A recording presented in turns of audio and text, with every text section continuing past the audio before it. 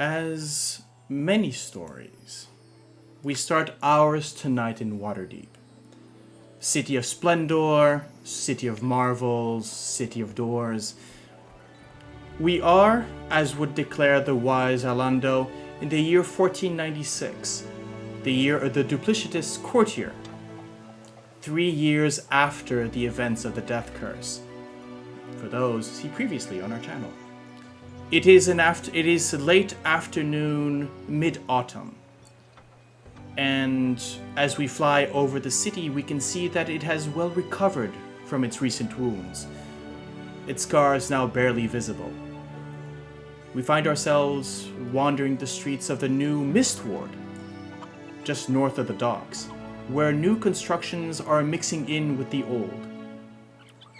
Off in a side alley, just off of Crook Street, we find a child, no, now a young adolescent, hunched over something as she signals with a whistle and a wave to her 2 companions. A preteen tiefling sort of runs up to her side. "What did you find, Nat?" "Oh, hey, Jenks, come back here, see this." As the 3 hunch down, we look over their shoulder to find a butterfly sitting on one of the walls, its glittering wings moving slowly. With its silver and purple and pink motifs, it doesn't look real, or rather it looks too real, as if any other of its kind would just be pale copies. But before any of the 3 manage to gather the courage to catch it flies off above them.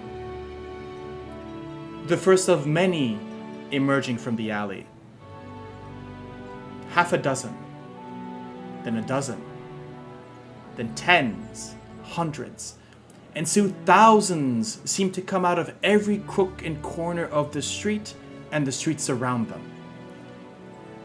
These thousands upon thousands of glittering wings leap up to the sky above the city to join in a great cloud. And as they join, at once they start to spread out in a disc, and then in a circle, opening at its center a stars-studded night sky, a portal to another place, or maybe even another time. The crowds below, now looking up in awe and some with fright, then see the first shape pushing through. Drawn by a pair of white horses, themselves adorned with large butterfly wings, we see a carriage. It's at its front, waving to the people below. You can see a pair of elves, one sort of large and burly, the other one slender in, garish colors, waving about a wand. And where they pass by, fireworks and confetti and lights all about start raining on the city below. After them, another carriage, this one pulled by a pair of foxes, still with those butterfly wings, both on the foxes and the carriages themselves. We see from below that the confetti sort of turns and into these either large streamers, but as soon as they hit the ground, they become pamphlets. And as we move to one of these, back to the 3 kids, sort of jumping up and trying to catch them in the air, we see the front. It's an invitation. Now for a limited time in Waterdeep, limited time in Faerun, come discover the marvels and the wonders of the Witchlight Carnaval. Memories to be made, friendships to be found. Now, on that introduction, welcome to all.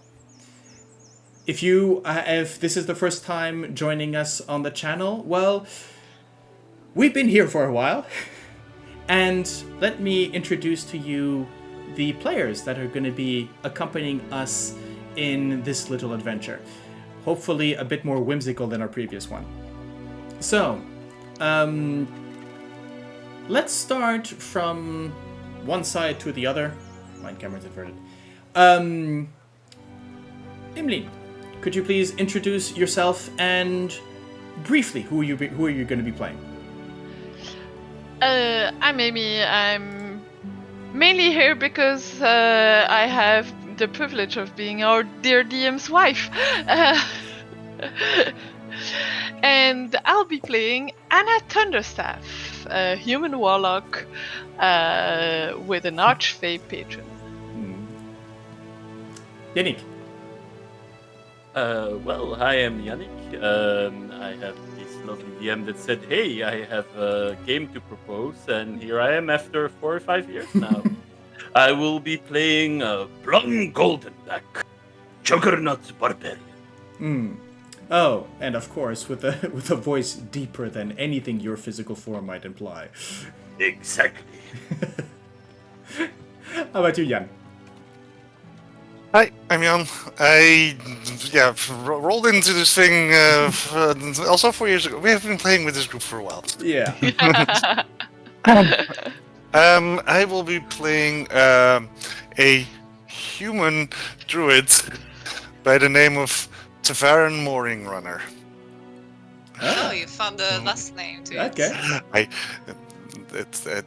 just pulled it out of my ass, and that will be appropriate. That's gonna be that's the game, folks. That's the game. And finally, Gabby. So yeah, I saw some light a few years ago. I came in and found marvelous people, and so I decided to stay, basically. I will be playing a less exuberant character this time. I will be playing Ysdred, a Dullahan, Warlock, and Paladin. Yes. For those who are interested, the Dullahan is not an official race, but we've managed to make things work. And we will be playing for the next couple of years, maybe we'll see. Wilds Beyond the Witchlight, which is a campaign designed with one. Well, the reason why I decided to play this campaign with these lovely folk is it is designed to be played. Well, you can finish the adventure without a single roll of initiative, without a single combat. We'll see. While that is not necessarily the purpose of this adventure, just know it is a possibility, and so much more socials, and well, we'll see how things goes. But we needed a break from the grim and grime of the Tomb of Annihilation, and we decided to do this little whimsical adventure. In the end, it wasn't a grime; it was the grind. Oh, was the problem. The grime and grind, yes. Grime and grind. If that's not a podcast about D&D, I don't know what is. Right. So, is there anything else that we need to discuss in form of intro? Well, okay, let's get started. Here there be hags, apparently. We've got a bad wreck with hags. It's gonna be interesting. Don't worry. This year is gonna be our year. Famous last year. Oh, it's Marvin! I just realized now. You have a Marvin shirt. What? Who? Yes. Oh yeah. Yes, Sorry. talking about shirts, we have apparently it's GM Appreciation Day because Yannick is actually wearing the same one as I am. Hey, great taste always need to be followed, you know. Yeah, well. Right. On that note, because, yes, as with most things Fae, introductions and goodbyes, everything happens in threes. So, for the third time, let's begin. And let's see, with whom should we begin? Let's start with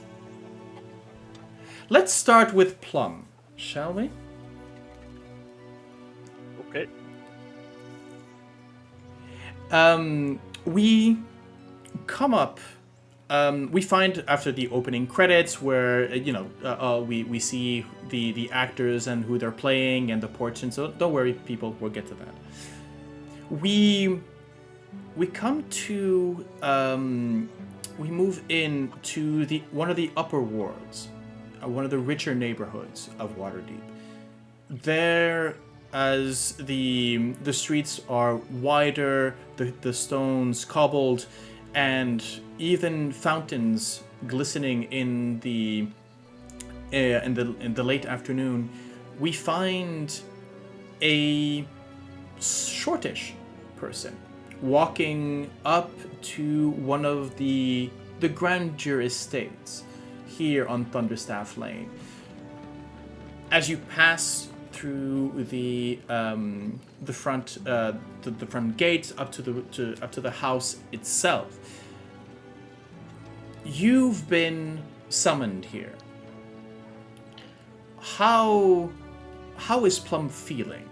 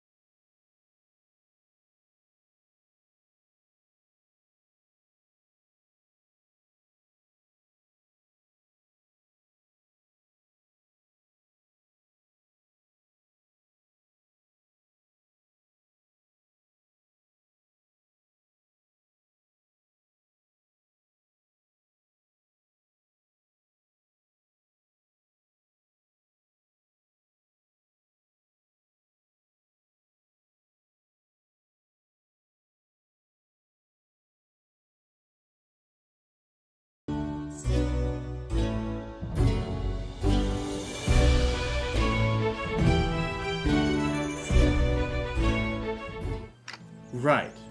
You should, okay, folks at home, you should be able to hear us now. Sorry about that. We're still testing. This thing is very much still under construction. So, where were we? Yes. I was asking you about, we were talking about Plum's state of mind as coming up to the door. As I mentioned, you've been summoned to the grace of the Lady Thunderstaff, which you would know to be the true mistress of the house, right? Her husband, Conrad, having married into the family, but being a veteran of the now fairly famous and infamous Grey Hand, working for the Blackstaff. The silver envelope containing the message seems to have a sort of a slight enchantment upon it. Nothing too severe, nothing that would influence you in one way or another, but just enough that it is understood that if you open it and you read it, that the person would know about it, in a sense. But there's also something familiar about the enchantment itself. Something to sort of almost like a flavor to it that seems familiar. Could you describe Plum? Right. Plum has a black and white skin, like an old movie that came to life. Silver eyes, a curly mustache, and a short pointed beard. He has tattoos on his arms. And as clothing, he wears very colorful and shimmering show clothes, contrasting with his gray skin. Not impeccable. You can see some wear and tear there. He wears some bracelets and belts. And he has, as a weapon, a very big croquet mallet on his shoulder. side. Yeah. On his shoulder, yeah. And that's how look of our dear Plum is. It's not the first time you've been summoned to the mansion, or specifically, it's not the first time that you've been summoned. Well, usually you're summoned to the academy next door. The Thunderstaff Academy for young prodigies, or for magical prodigies, is a school of some repute, whether in Waterdeep and around. But on the occasion when they need a tinkerer to come in to reset certain wards or certain mechanical things, well, that's where the precision of your hands comes into play.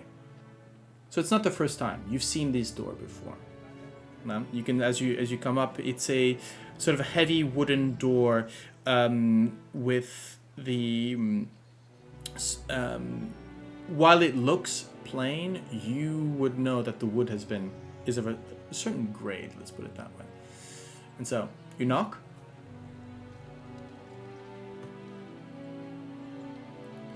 You don't have to wait long.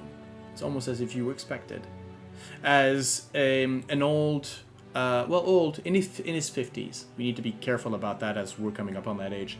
A servant in his maybe late 50s sort of opens the door, and for a while just opens up and doesn't see you.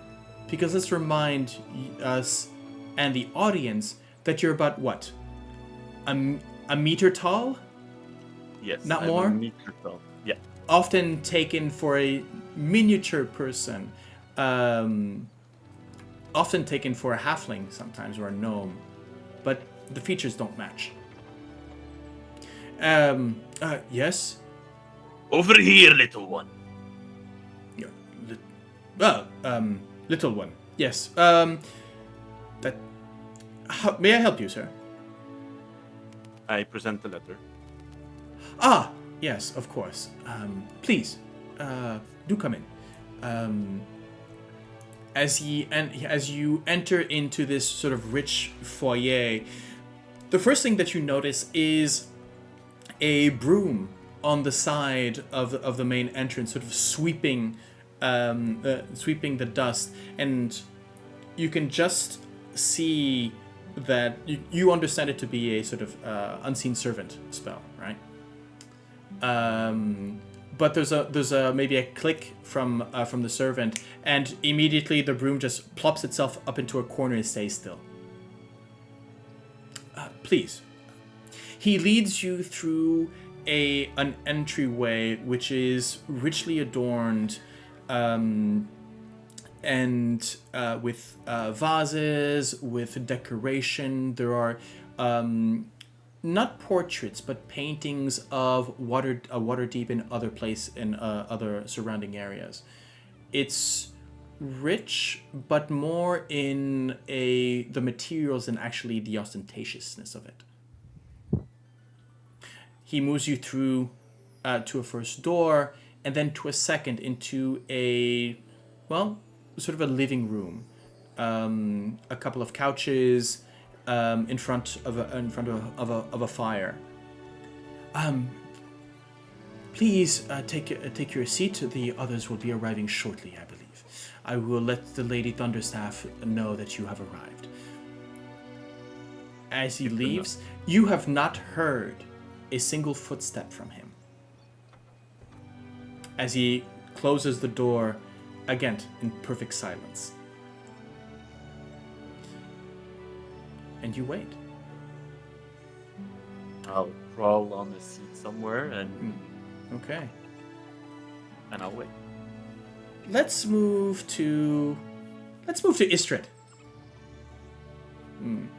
We move from outside of the mansion, right? We move through one of the windows to one of those crossroads where again in the sort of late afternoon, mid-autumn, the air is getting a bit chilly as the sun is coming down, and so you start seeing not necessarily the winter coats, not just yet, but people at least covering up, and maybe heading home. Either there's not a lot of people in this area that work for a living necessarily, but wandering about, servants, children, until one of them sort of cries out a little bit in alarm. You can see maybe a guard sort of turns to have a look, as we notice that one of the fountains, the water spout has now diminished, almost disappeared, but the water seems to start boiling. Boiling not as if it were to heat up. No, boiling as if bubbles underneath, as something breathing air from the bottom of the pool is lifting and is churning the water. Ysdred, I would ask you, as you emerge from the pool, are you on foot or on horseback? She would probably be on foot leading her horse. Right, okay. So, describe to me what do we see? So people around here would see a maiden, like she's young. You wouldn't know, maybe 16, 17, maybe a little more, but not by much. And she does look like really juvenile. So there is that little red-haired girl coming out of the fountain with leading a horse out of the fountain. Oh, so gently, like there's love in her look at that moment. And it looks weird but almost touching, the delicacy with which she's pulling her horse, until you look the finer details. She looks like a young girl, but if you look closely, the effort she made to extract from the fountain maybe moves a bit her hair. She has a very dense, very big, long tresse braid, yeah. stick braid, that is woven with a rosary of many beads, each a different kind of essence. Maybe there's wood beads, opals, river pebbles, maybe fossils, like. And at first, the horse looks weird. It is a Kelpie. Oh. So okay. As you're pulling the horse, there's a crowd that sort of has accumulated. Waterdeep there's a reason why it's called the City of Doors, where it's well known that any door, any corner, any pool, any reflective surface might reveal itself to be a portal to some place or another. But, it's not seen often. As you are bringing out, as the horse sort of brings and comes out, one thing which is remarkable is that you are completely dry. The water is sort of churned and opened up, but you are not wet. You are not affected by it. A detail that maybe some with a good eye would notice. But the appearance of the horse as it steps out of the pool and sort of just shakes its mane, all of a sudden takes a tone of normality. The fake glamour. Not to offend anyone's senses. And as you find you step out, maybe the crowd sort of stays a while to see, is it a magic trick? Is it a show? Is it something going? No, just with a woman with her horse. And they start moving on. However, as you know, as you would expect, you find in front of you so the crowd sort of parts away, but one man stays there. He maybe sort of early 20s. He's wearing a long sort of cloak and tabard of dark blue with silver lining. You can feel off of him the sort of pride, but also a question of nervousness, as you see him sort of gulp and take a couple of steps forward, and says, Miss Ysdred, I take it? It is right. Yeah, my name is Jared. I am of the... I am Jared, apprentice maid to the lady Thunderstaff. She bids you welcome and has told me to escort you to the manor. If you would follow me, please. May lead the way. Yes, this way. And sort of turns and sort of nervously. There's a moment where you can see that his body starts turning, but his face is very much situated to yours and maybe just right below the chin. Whereas this little eagle-eyed fellow might have noticed that particularity of yours. He might have been told to look out for it and to recognize you by it. Also, she has red eyes. Well, yes, But a lot of people have red eyes. Have you met the tieflings in Waterdeep? Sure. Right. You are taken to a fairly grand mansion, but as you step forward with that particularity that you have, that sensing of that you have, especially, you do understand that this is a place with heavy glamour and heavy enchantment.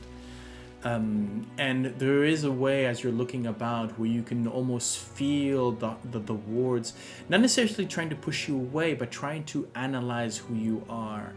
And you start to realize one thing, which is that silver envelope that you had been delivered previously might serve as a way to enter freely into this domain.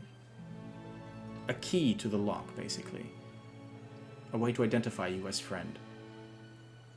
As you come up to the door, the young man, Jared, basically sort of goes up to you and says, if you wish, I may take care of your horse. We have stables in the back. Sure. Just make sure it has fresh meat. Immediately there's and the as he's already sort of maybe you're handing the reins as you take it, and as you say fresh meat, he has a sort of panic look to the horse, which has knowingly sort of understanding what you've been putting in, sort of nuzzles him into the arm and goes, yes, come, and sort of disappears around the corner. As you knock on the front door, we get the same servant opening the door and leading you again into that sort of richly furnished sort of room. And you find Plum sitting there.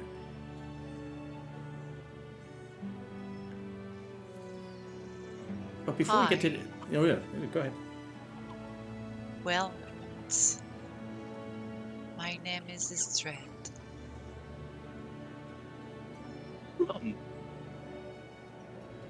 A seat, I guess.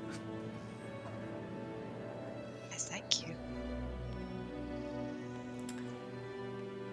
Tavaren, where are you right now?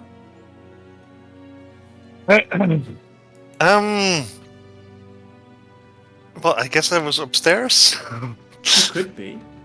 Would you be... Or you could be at the academy? Yeah, I think it makes more sense that I was at the academy still.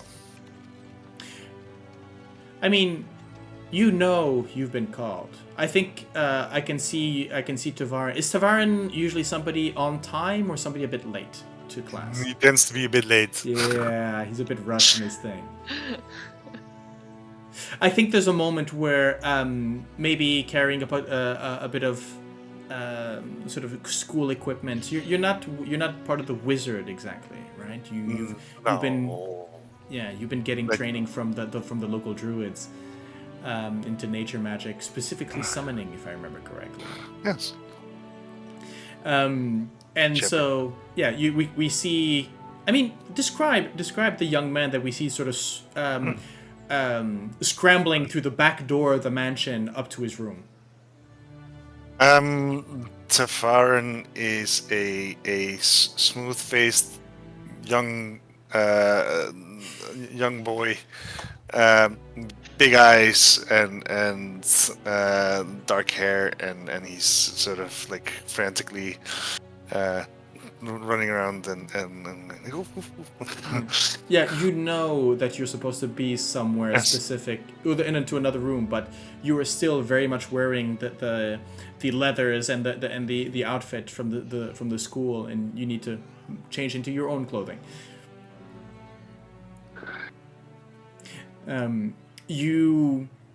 As you rush up, there's you just pass by. We'll get to her later, but there's just a moment where you pass by the daughter of the house, Anna. But like I said, we'll get back to her in a while. You've got somewhere to be. As you rush into your room, describe it. Can you describe the room for us? What do we see? It's a messy room. There's bits of like moss and bark and tufts of fur from all kinds of animals, and it's yeah, a bit of a chaos room.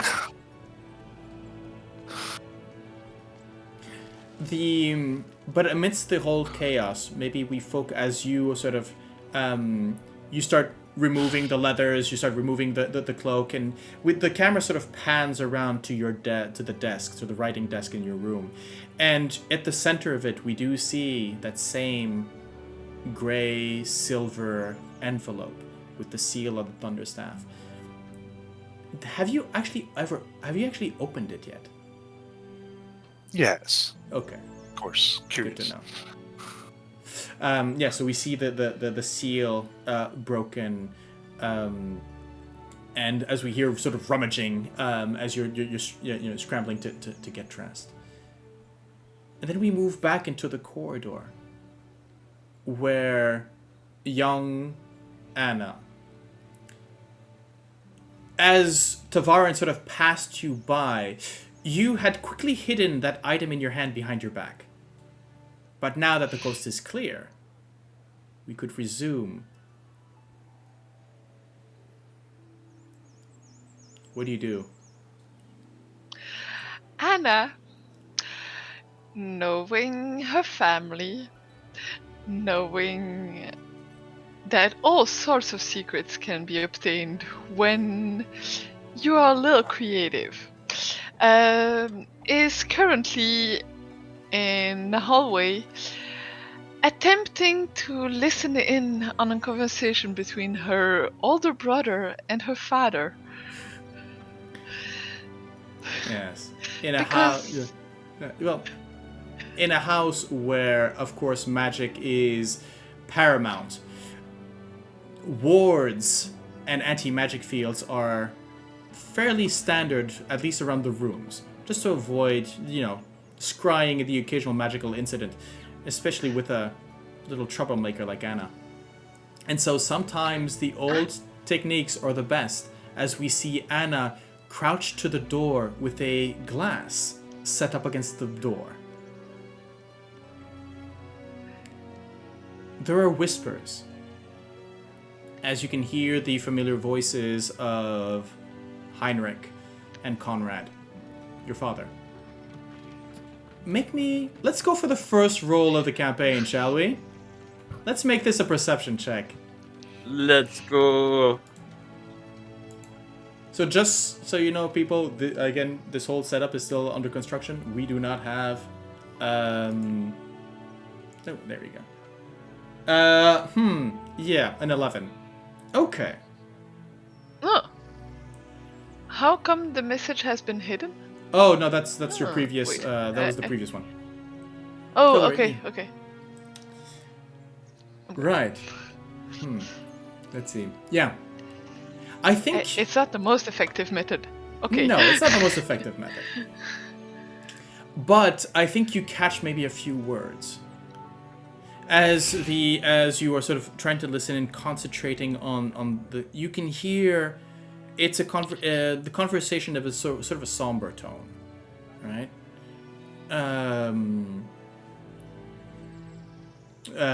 Something about a map.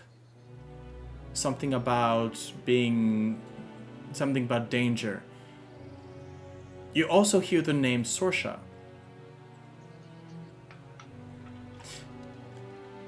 As you're sort of listening in, I think that with an 11, you miss the part where one of the two I sort of step to the door and opens it. You, taken by a start, you sort of jump up, drop the glass, which disappears in a puff of magic before it actually hits the floor, and you find yourself there looking up with your hands behind your back, and that innocent look up to your brother, who... Hi! Yannick, you want to play the part? Sure. Ah, my dear sister. I didn't know you were in the house. Uh-huh. Very good trick with the glass. I see that you are very inventive. True to the name Thunderstaff. You're gonna tell Dad?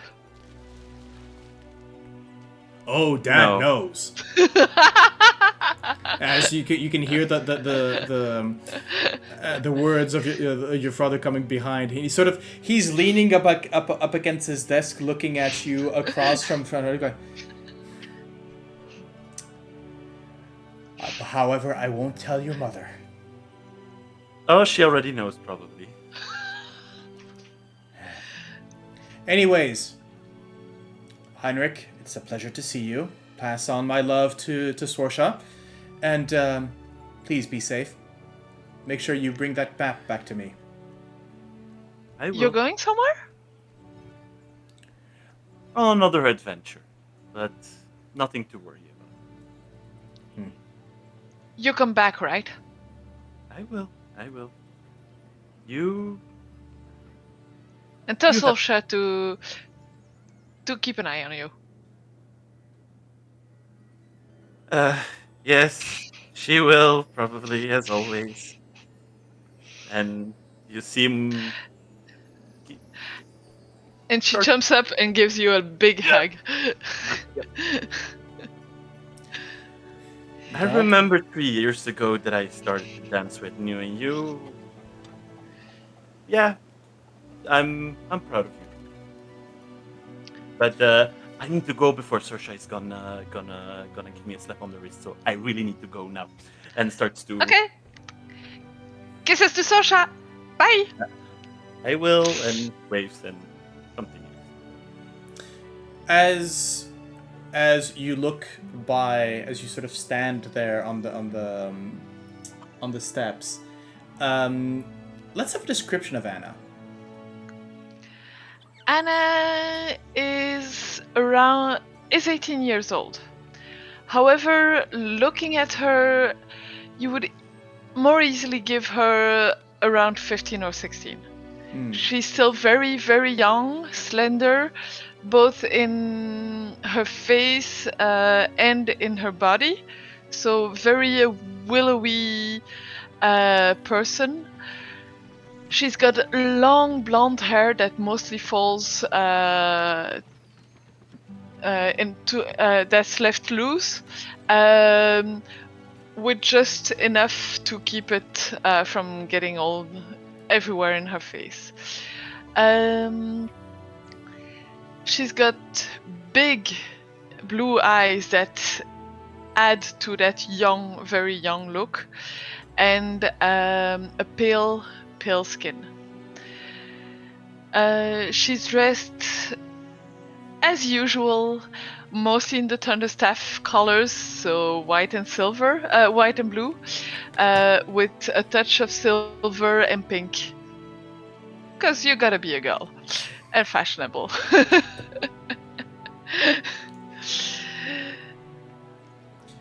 I think that this is a moment where, as you turn around, your father hasn't moved from his spot, and he's sort of looking over you. He says, well, I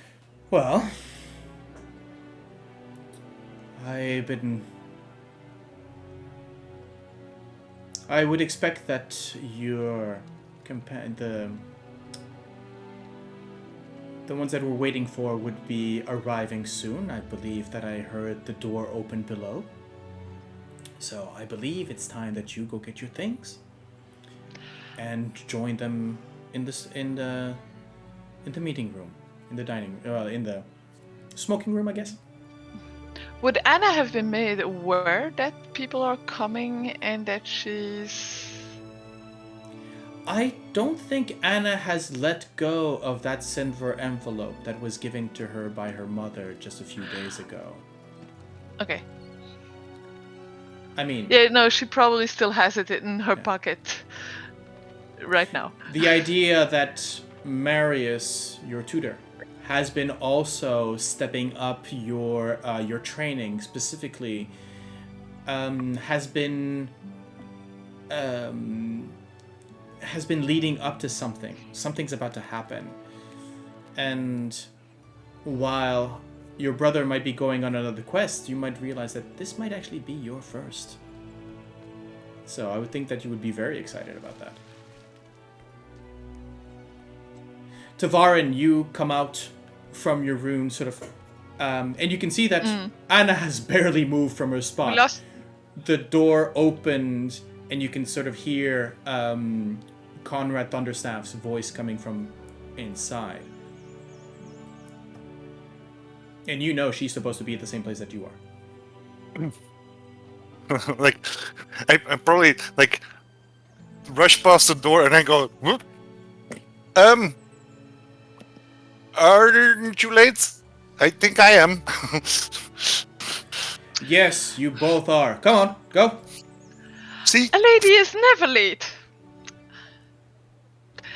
But she's gonna move and go quickly to her room. Yeah, it's one of those things. A lady is never late, she says 3 steps into running down the stairs.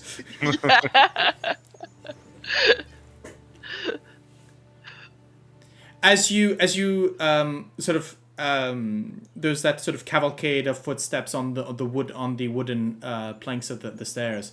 As you move downwards, you find yourself as you just as Marius and your mother are having a conversation just outside the door. You can see that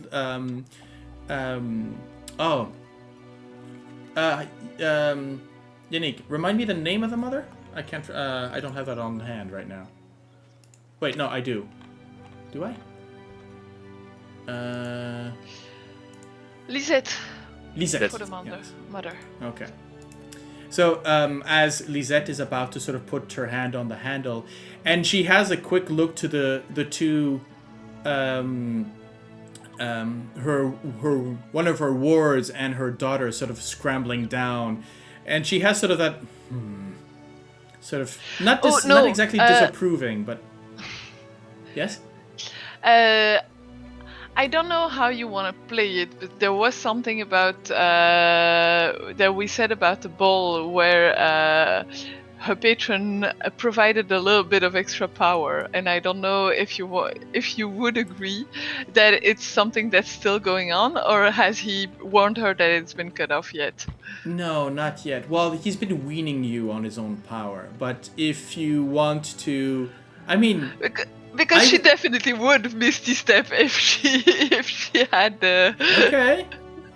Yeah, and I think that maybe there's that moment where, as you realize, as you're coming down the flight of stairs, you notice that your mother and your tutor are there just outside the door, and you sort of grab Tavaren and just go poof, and you appear into the room, in company with Plum and Ysdred. So the two of you have already been seated there. All of a sudden, you see this young girl and sort of young man sort of apparate in the room. Maybe just enough to maybe surprise you, as the four of you have that brief moment where you can finally see each other. What are your reactions? What are your first impressions? My first impression is, oh my god, she touched me. That's. I mean, you've been living. You've been living together for about. I mean, actually, you've moved in to Tavaren. You've moved into the proper house, just a few, maybe less than a week ago. As the, well, the, let's just say that. People have been expecting the Witchlight Carnival to move in for a while now, as their cycle is fairly well known and, warned into advance. And so a lot of the lodgings have sort of been pushing out their... it's expected to have an influx of tourists and people coming from abroad. And so, unfortunately, cheap lodgings are not really cheap anymore. And the place where you were staying has sort of pushed you out the door, at least for a while, saying, no, don't worry, you'll be able to come back. But yeah, for about a week now, you've been staying at the leisure of the Thunderstaff family. Just in the room just across from Anna's. Or actually, next door. Let me check the map. Yes, this would be next door. And there's guards in the corridor, just in case. Oh, no, the tutor is actually just on the other side. So...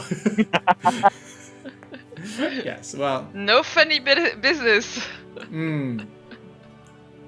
So yeah, there's been the occasional brush here and there already. But yes. I believe that's when... Okay, anybody else? First impressions? So Anna, as soon as she gets into the room, realizes that the people are there,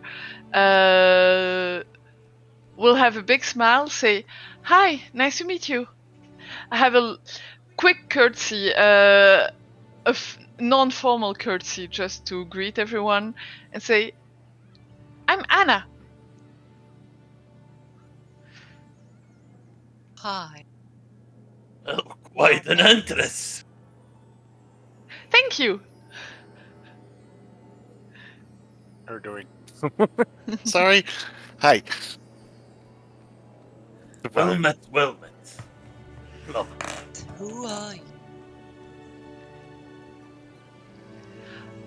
Oh, where are my manners? Let me introduce you to Tavaren. Hi. As I think that's when the door sort of silently sort of opens and two figures sort of walk in. Lisette Thunderstaff is a woman in... She would be in her late 40s. But you can see that magic has treated... Life has treated her well, and magic has treated her well as well. As she looks years younger than what she would be. A bit of glamour, a bit of rejuvenation. Money and magic. Money and magic, yeah. Money and magic. But next to her, we also see a man quite tall, actually. Almost, he seems to be even if you're seated, the first time you lay your eyes on him, there's almost a sense of vertigo, as you're looking towards him, especially for Plum and Ysdred, I believe. Anna, you know him very well. You're used to this effect. Tavaren, you've seen him around as well. He's actually given you classes as well. He's one of the instructors at the academy on occasion, specifically with regards to Fey dealings and magics.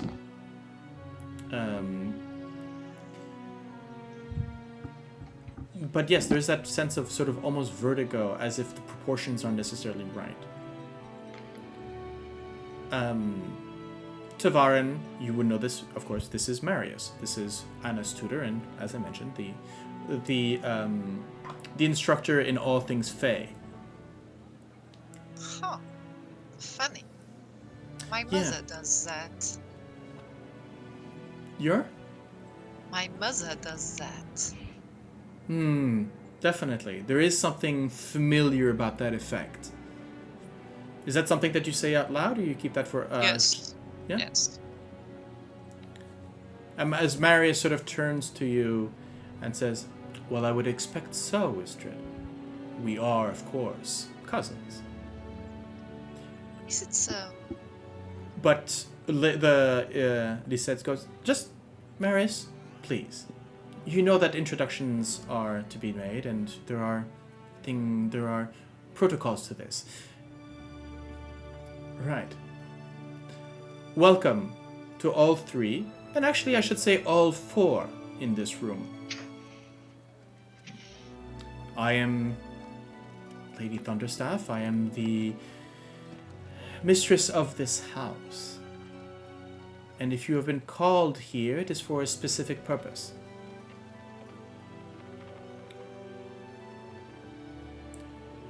To my right here, Marius is both my advisor and, up until to this day, Anna's tutor. But that role is going to change.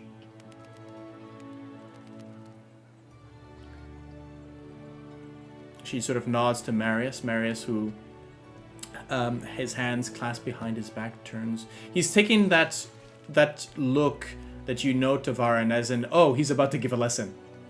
Mm-hmm. Right? And Anna, as you would know that as long as his hands is behind his back, that's good news. It's when he puts them to the front where he gets nervous and things can go awry.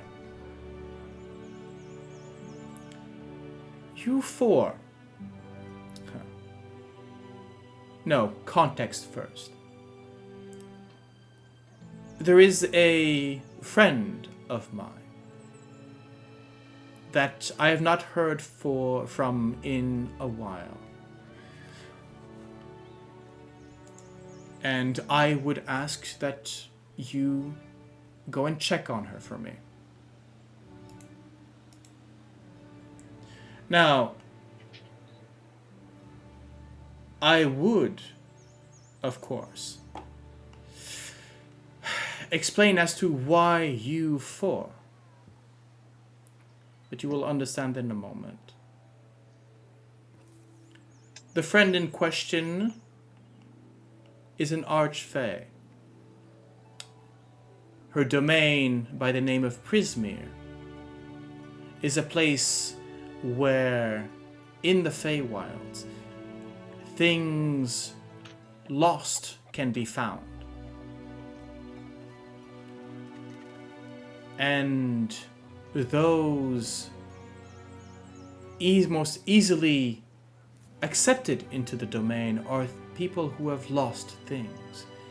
And from what I understand of the four of you, all of you have lost something precious. Some might not even know about it. But the 4 of you are able to enter into Prismeer and to check up on her. Now, you are in your own rights. In your own rights, you have the right to refuse, of course. The letters that were sent to you and that you have in your possession are merely invitations. There is no obligation.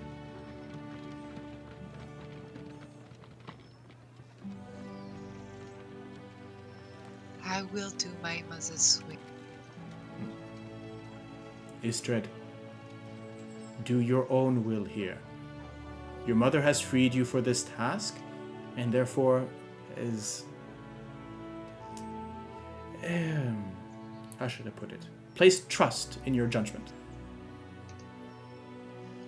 Now, And so I am curious. should you decide to refuse to go on your own path, all you would need to do is throw the letter into the fire, and you will be returned to where you have come from without a care in the world or knowledge about what I am about to speak. You now know the... Do any of you wish to leave now? Anna has stars in her eyes. She's just waiting for the rest to come.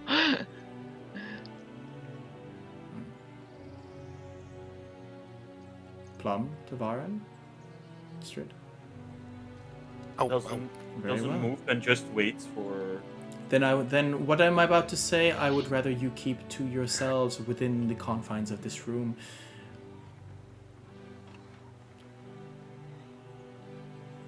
I am afraid that something might have happened to my friend. She is Zibilna, a sort of fairy godmother to mortals. She has been ruling over Prismeer for decades now, and has quite often brought in mortals who would beseeching her favor. There are many a wizard and powerful adventurers that owe her their power and their lives.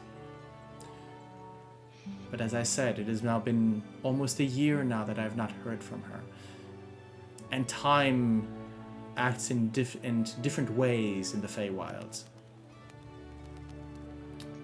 But we are presented today with an opportunity. The Witchlight Carnaval was originally created by her.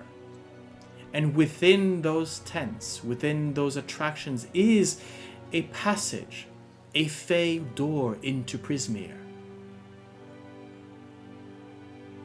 I would ask that you explore the carnival, to enjoy it to its fullest, after all.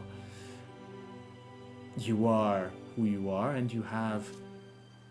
But keep an eye out for that door. Keep an eye out for any news that you might have of Prismeer.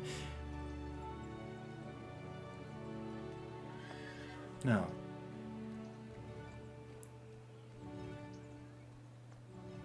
do you have any questions for me? Looking specifically towards Anna and Tavaren.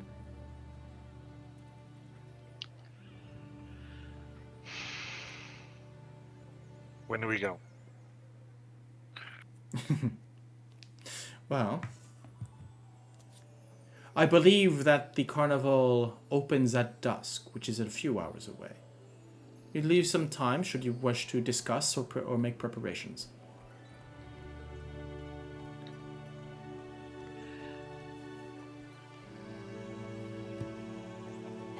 Now, Is there a way to recognize that passage? Any clues that will show that? Because I suspect the carnival will be full of magic everywhere. So, is there any signs that we have to look for? Any way to the wilds is hidden from me, and with some purpose. So no, I cannot answer that question, unfortunately. We'll find it. You see a little smile on Plum's face come. Oh, I do know why. That is one of the reasons why you are accompanying this Plum. I was not even surprised. I know. Well, I have been pulling at strings for a while.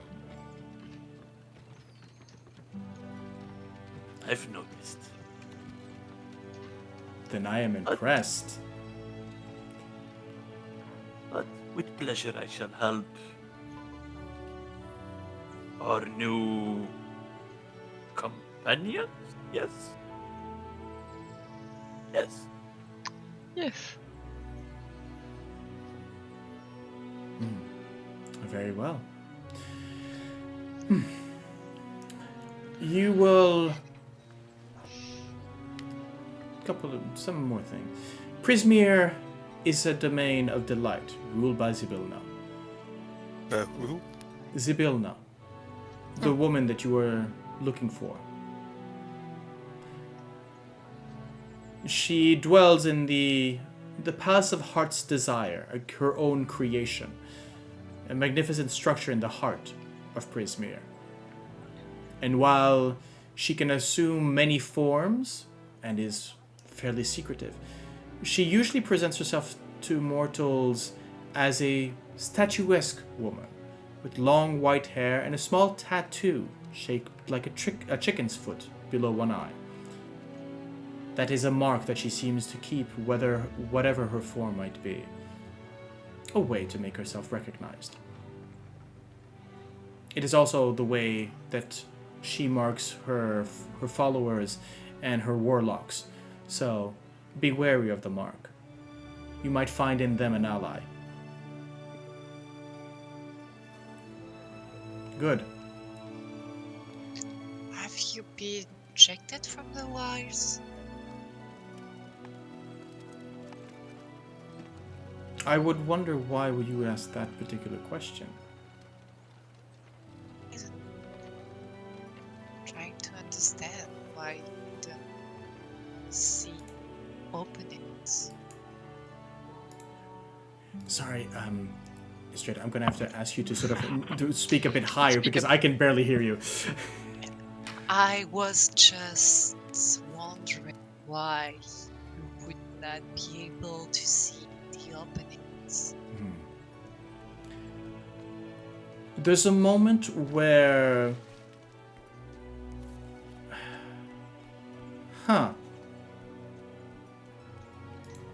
I guess there would be a moment where Marius sort of looks to you, and then there's a... I think his hands go to the front. Anna and Tavaren, you know that now this is sort of... Okay, you're moving on sort of tricky ground. Ysdred, you don't know him enough to sort of know that particular insight. But there's a moment where he sort of... He grows very still. His hands clasped in front of him. And then there's a shimmer. Only maybe for a heartbeat or two. Where you see his body sort of grow, almost like if the shadow that was projected on the wall switches with him. A pale shadow, a tall, sylvan silhouette, long ears, white beard, but completely white. While Plum, you still have a bit of color, right? There's that, you are in shades of gray, but you have shades. Him, it's shades of white. And for the two Fae among you, you would recognize as the mark of an exile.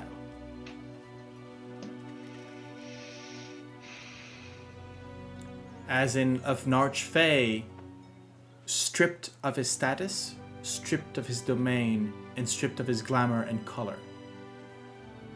There have been rumors about someone Plum, you mentioned that you had heard rumors about the Pale One, a broker of some sort, lost somewhere on in the mortal realm, that would be dealing with passageway for Fays to go one and sort of backwards and forwards from the Feywild to the Prime.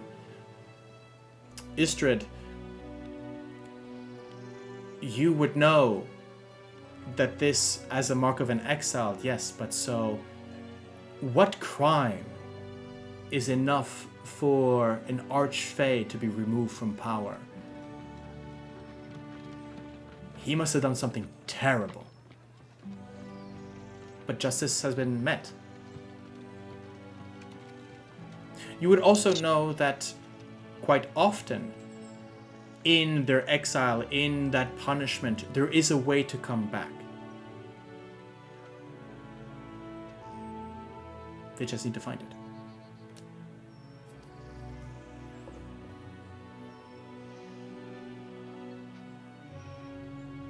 Well, seems like there's not 4 but 5 that must find something. I have become an expert in lost things. But for now, let's deal with yours, shall we? Lady Thunderstaff. And he sort of bows. Again, there's that shift where the shadow and the body sort of shift places. And again, you find the sort of seemingly mundane form of Marius as he bows and leaves.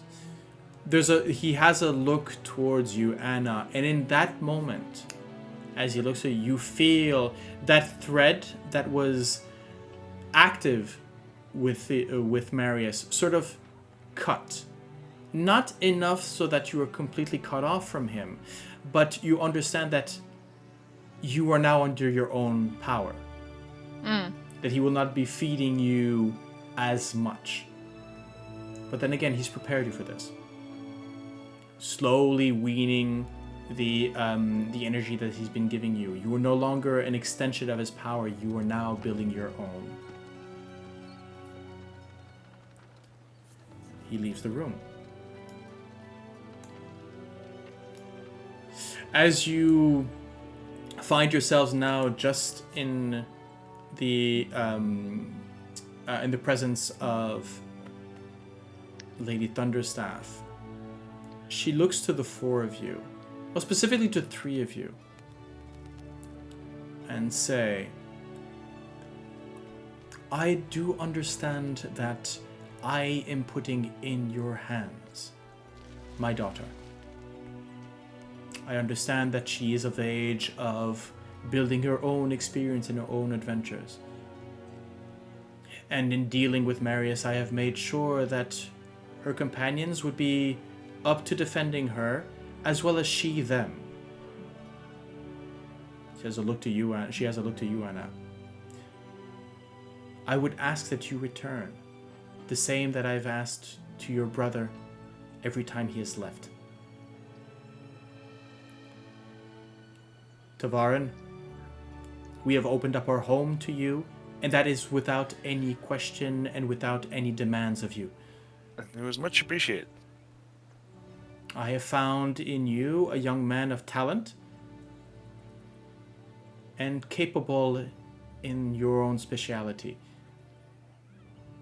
Thank you. Please watch over my daughter. Of course. Yes. Always. Forever. Yes. Yes, of course. You see Plum just snicker a bit. Yeah, Anna has that. Oh, that's sweet. Wait, what? Oh, yeah, he's just being intimidated.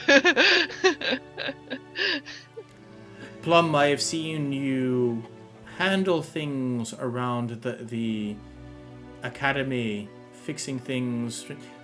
I know you are also a man of talent.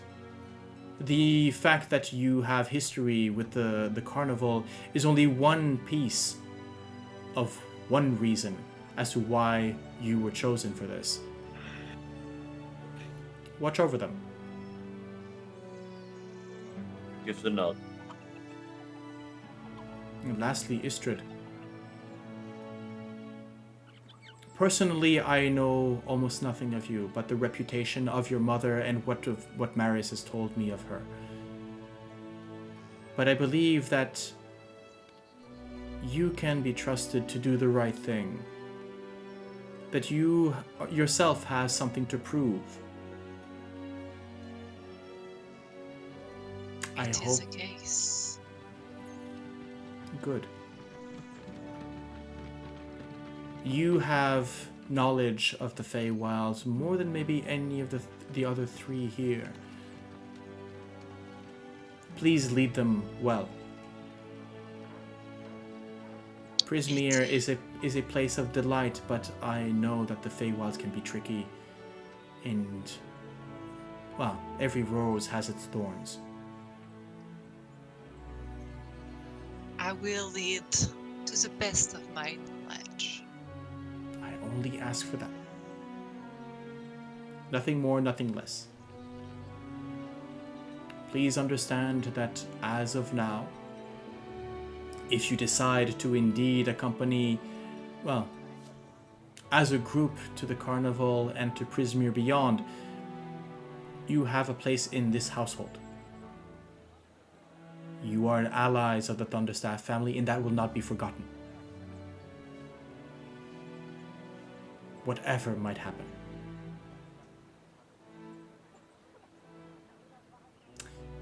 To that note, if you have any preparations to be done before the opening of the Carnival tonight, Dacia is certainly at your disposal. I myself and my husband are available for questions as well. But I was told by Marius that there is something along the lines of moving under your own power, and that if I were to help you with my full power and the full measure of my arsenal, and that it would be contrary to what the story might tell.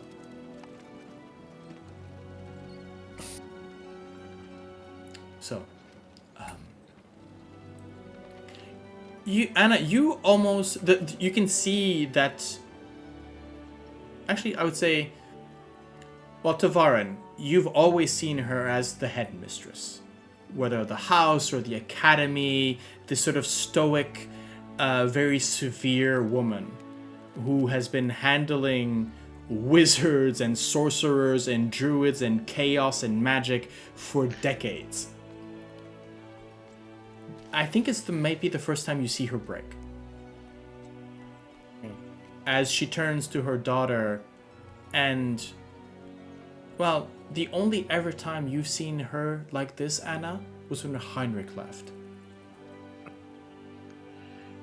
Anna will smoothly, just quietly, sidle to her and just put a hand, like, make it so that it looks like she's looking for support, but actually giving her mother support in that instance. Like, it's gonna be okay. I'll come back. Heinrich did it, and I'm not gonna do worse than Heinrich. I think she whispers into her ear, going, this house will be so silent without you.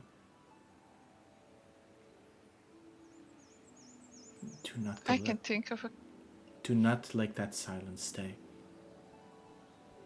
I can think of a couple of times where you told me I was too noisy, but I promise.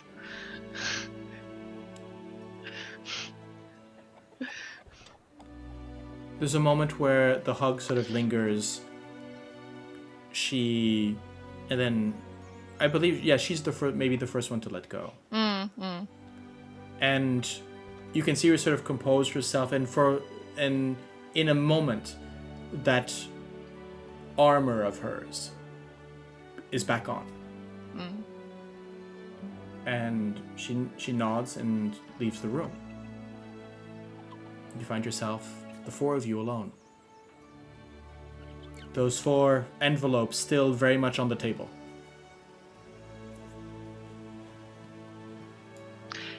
So Ysdred, right? It is. Is your mother just as frightening as mine, or how is she? She is much more. Much more frightened. You haven't seen her in her good days. I am not diminishing your mother. I am just saying. I cannot begin to describe mine. Yeah. But she's don't tell very kind. Don't tell my brother, because I'm the youngest and her favorite, but she's much more terrifying when he's there. No. She has favorites then. Nah, she loves us equally. I just like to tease him with it. Will your brother be joining us? I don't think so. He's leaving with his girlfriend for another adventure, so I'm on my own. And then I don't want my brother to steal all the glory. If he comes with us, it's all gonna be his deeds and not mine. Well, time for your own past then. Yes. Tavaren, you ready? You've got everything? Yeah, pretty much. Yeah. I mean, I know they told us to be ready for the meeting, but actually we could have left the bags upstairs and just go and get them afterwards. No, it's fine. Like most of it, it's not. Give me 2 minutes. Can we go back? I miss Nukan. He gets flustered sometimes, and then he gets better once he's seriously concentrating on something. Seems like good. Tavaren, have you left the room, or are you still there here to listen to this? No. I'm probably in the process of leaving. I probably heard a bit still, but I'm too focused on running upstairs and like grabbing. Anna is subtle and polite enough that she wouldn't that she wouldn't badmouth anyone. So it's meant as a kind, and it's in her voice and everything, that it's not a jab or anything. And she is also subtle enough that she would wait until he was out of earshot before doing that comment.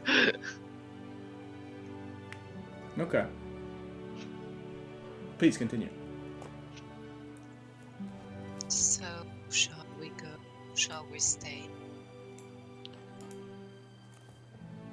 It's important that we go as quickly as we can, so we enjoy as much as we can. Of course, when dusk commence. You would know this, Plum, which is that the carnival is open for 8 hours. Specifically, from dusk, usually dusk till dawn. 8 o'clock, midnight, 4 a.m. basically, right? And if things have not changed since last you saw them, that there are specific events that are happening. The crowning of the Witchlight King basically being the end of the grand finale of it. Share that with everyone who is present. The details, well, we'll get to understand them a bit later in the adventure anyways.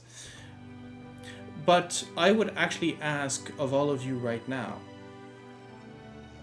how do you prepare? What are the preparations that you make, have made, or still need to make? You still have a couple of hours.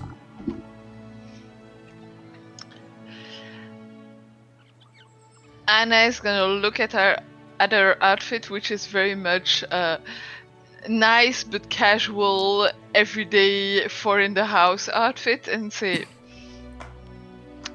"I'll be right back as well. In the meantime, if you need anything to eat or drink, just ask the table or Darius, and if you still need supplies, just let Darius know. He will handle everything.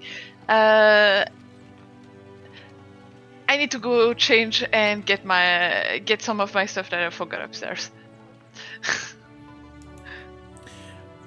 For the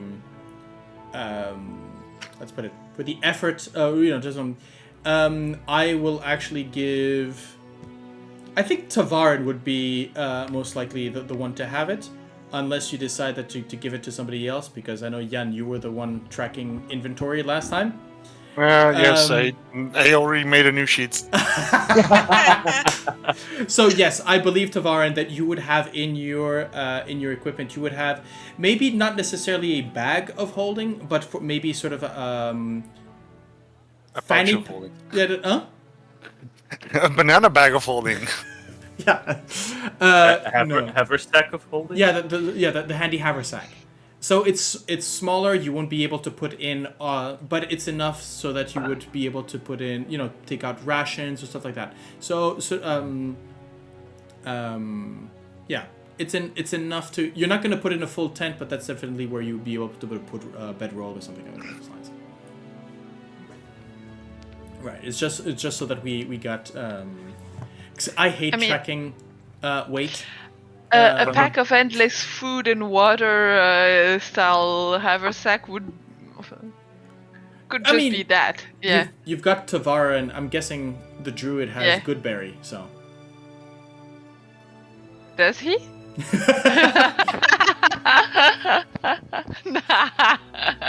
You've got rations. Anyways, that's for emergencies, anyways. So let's put it this way. I do agree that normally we see adventurers walk around with these huge, heavy packs with the bedroll, the rations, the whole thing, and that doesn't really scream out carnival attire. So that is why I'm giving you the handy haversack. The handy haversack, sort of just to hide a couple of those things away. If you have big things to transport, you can put them in Nixie's satchels.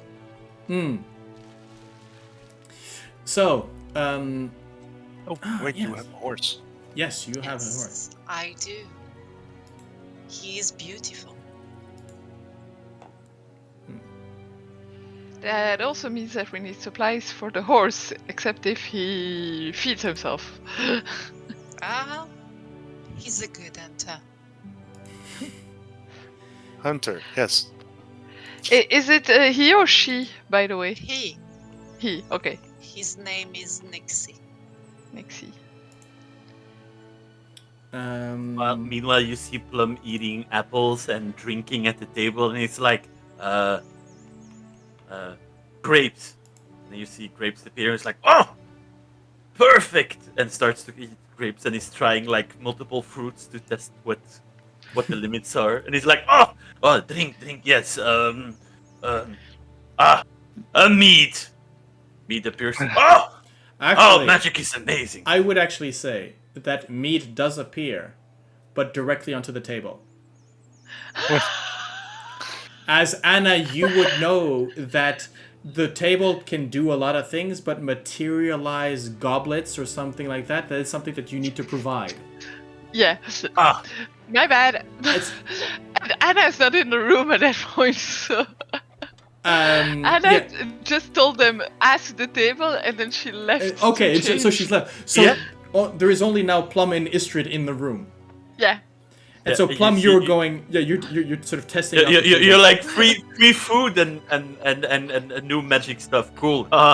and trying to say multiple words and foods that he wants to eat, and it appears he's like, perfect. It's funny. Huh. And I think that at that point, maybe sort of Dacia sort of steps in.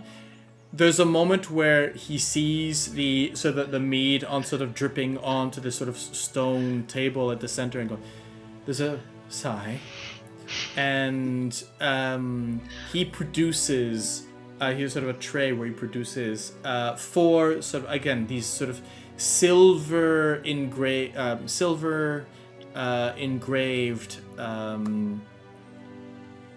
Actually, no. Well, no. Yes, they would be silver. They would be silver. But Plum, you would notice that there's golden filigree, about 3 of them. As the one with sort of goldless is put in front of Ysdred. And you may want to try again. Do not worry about the spill. It will be handled.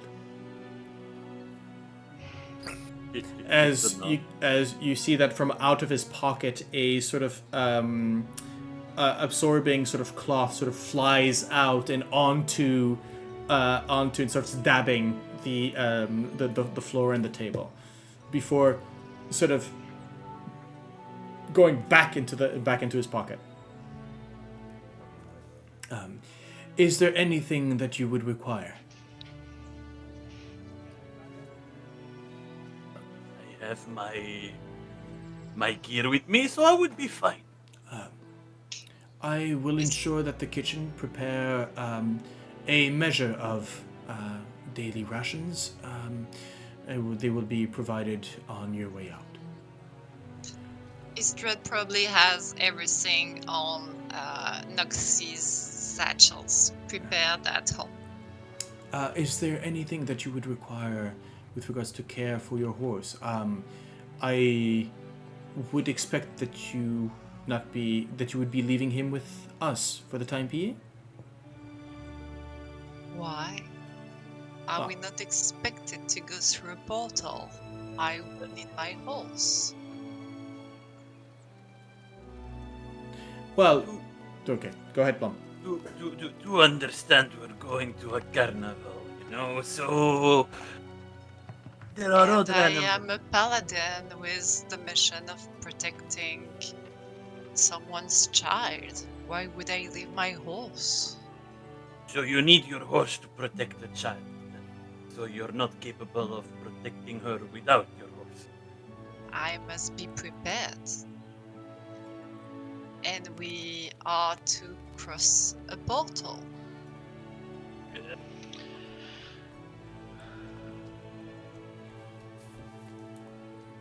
I can only advise you will not eat your horse, but if you want to take your horse, you take your horse. Horses are great. Tavaren sort of I steps agree. back in. I agree. Like he said, I need 2 minutes, and it's really Yeah. He Yes. basically just went like, put some stuff in his backpack, like good to go. Yeah. And we'll deal with whatever. Yeah, the bag knows what's in there. I'll just pull the boat when I need it. Right. Yeah. It's like packing for a LARP. You're going, I need this, I need this, I need this shelf. And we'll see on site whatever I brought in. If there's anything that I didn't bring, well, too bad. But I can assure you, the snacks and the drinks at the carnival are... it gives fond memory from the old times. So I think if you want to try something, try anything that has been. And gives the sincere warm smile.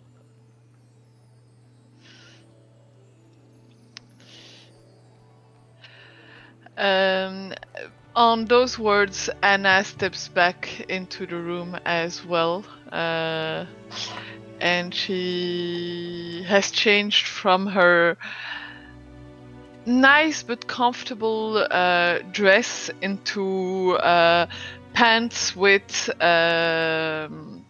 with a shorter, so a type of leggings with a shorter skirt above it, just for freedom of movement and so on. And all right, and her pack has grown a little bit as well, suspiciously looking like a couple of notebooks have been added in there.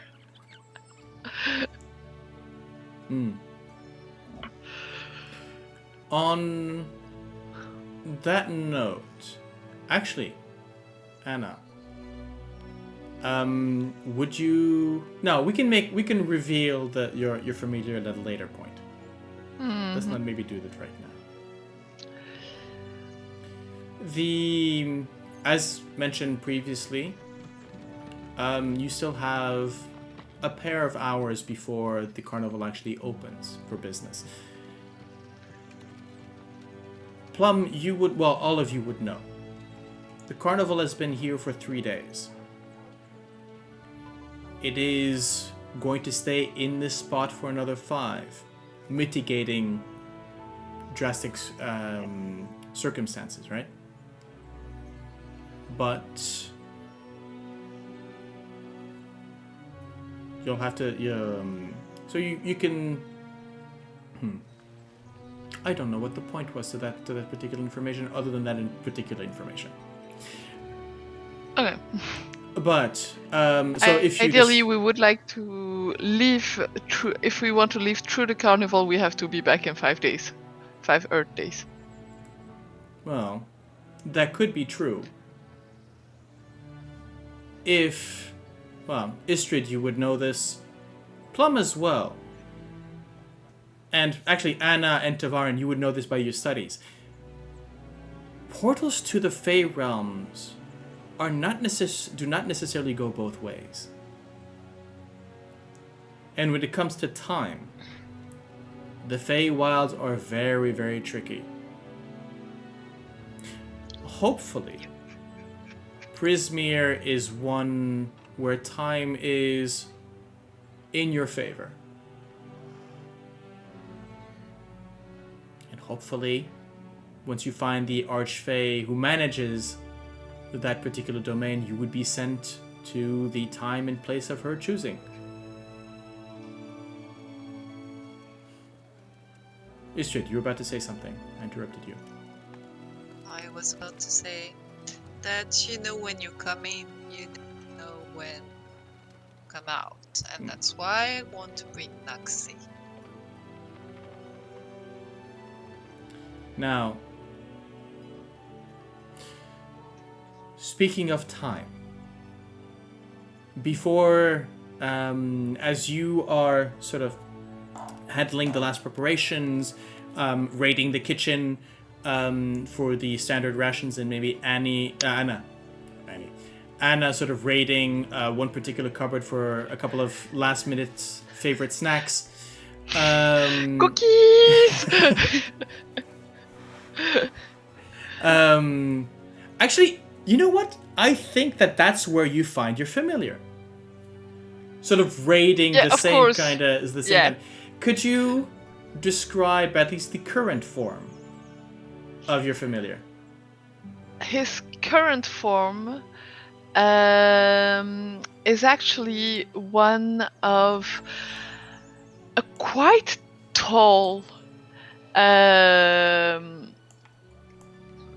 like more than hand-sized, almost head-sized butterfly with multicolored wings, with iridescence through it.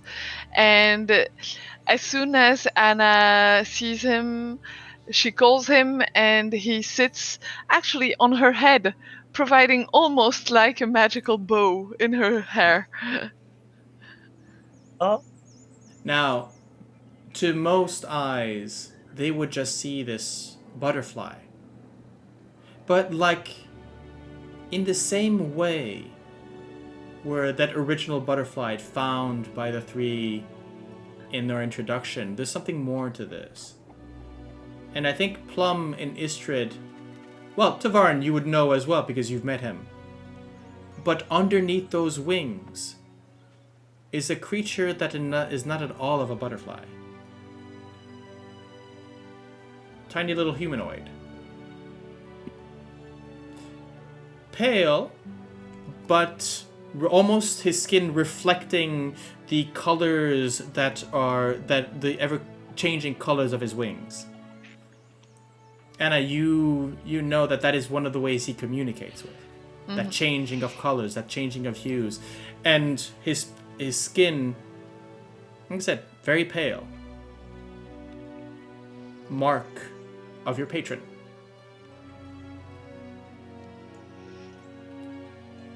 What I propose now, that after you've made your preparations and you are headed towards the door, out the door, Nyx in tow at the end of the leash, chomping on something, hopefully not the young wizard's hand. There's that final look, Anna, as your three companions sort of lead outwards. Plum leading the way, as you know exactly where the carnival is, north of the city.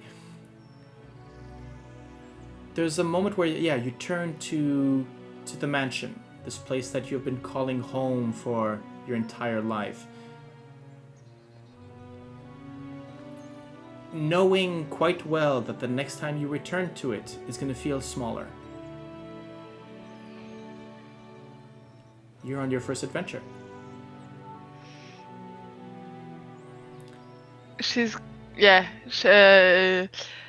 Before leaving the end of before crossing the gate outside of the Thunderstaff Manor, she's got that look back, second look back, and then hops on the street. Yeah, there's that. I can actually see the manga, the anime or the manga scene where we have Plum sort of talking up to Ysdred holding the horse down, sort of looking down, at Tavaren looking back to Anna, who herself is in that sort of jumping motion, waving behind to her parents that are looking from the window. I need that description, and I need that fan art by my desk on Monday. I'm pretty sure that you find that exact sequence with other characters, but in any kind of anime intro. Yeah. So, what I'm going to do is that we're going to freeze on that image just for a while, as we are going to take a break. Now, because this is the first episode, we will not be splitting this into two, so a bit longer so that we can hook you all onto the adventure. And as soon as we come back, we will start at the gate of the carnival. Welcome. Let's hop it through that door. Yes, exactly. So, thank you for watching. We will see you in a moment. In the meantime, please step away from your desk, get something to drink, get something to snack. We will see you in a few minutes. And friends, here we go. We're going on an adventure.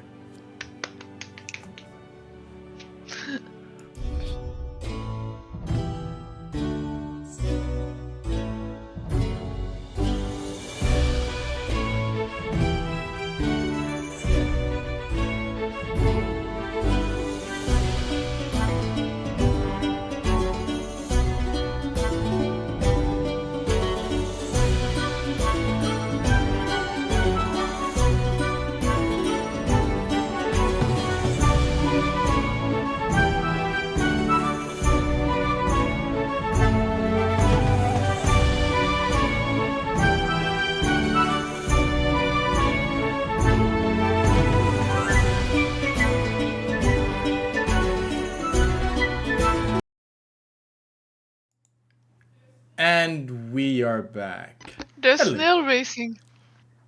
Yes. Yeah, and there's no haunted house. They have snail racing. Revolting. So yes, we are back. I've shown the players a little bit about the preview of the map, but you know what? I wanna. Yes, go ahead. I wanna do the dragonfly rides. I want to do everything.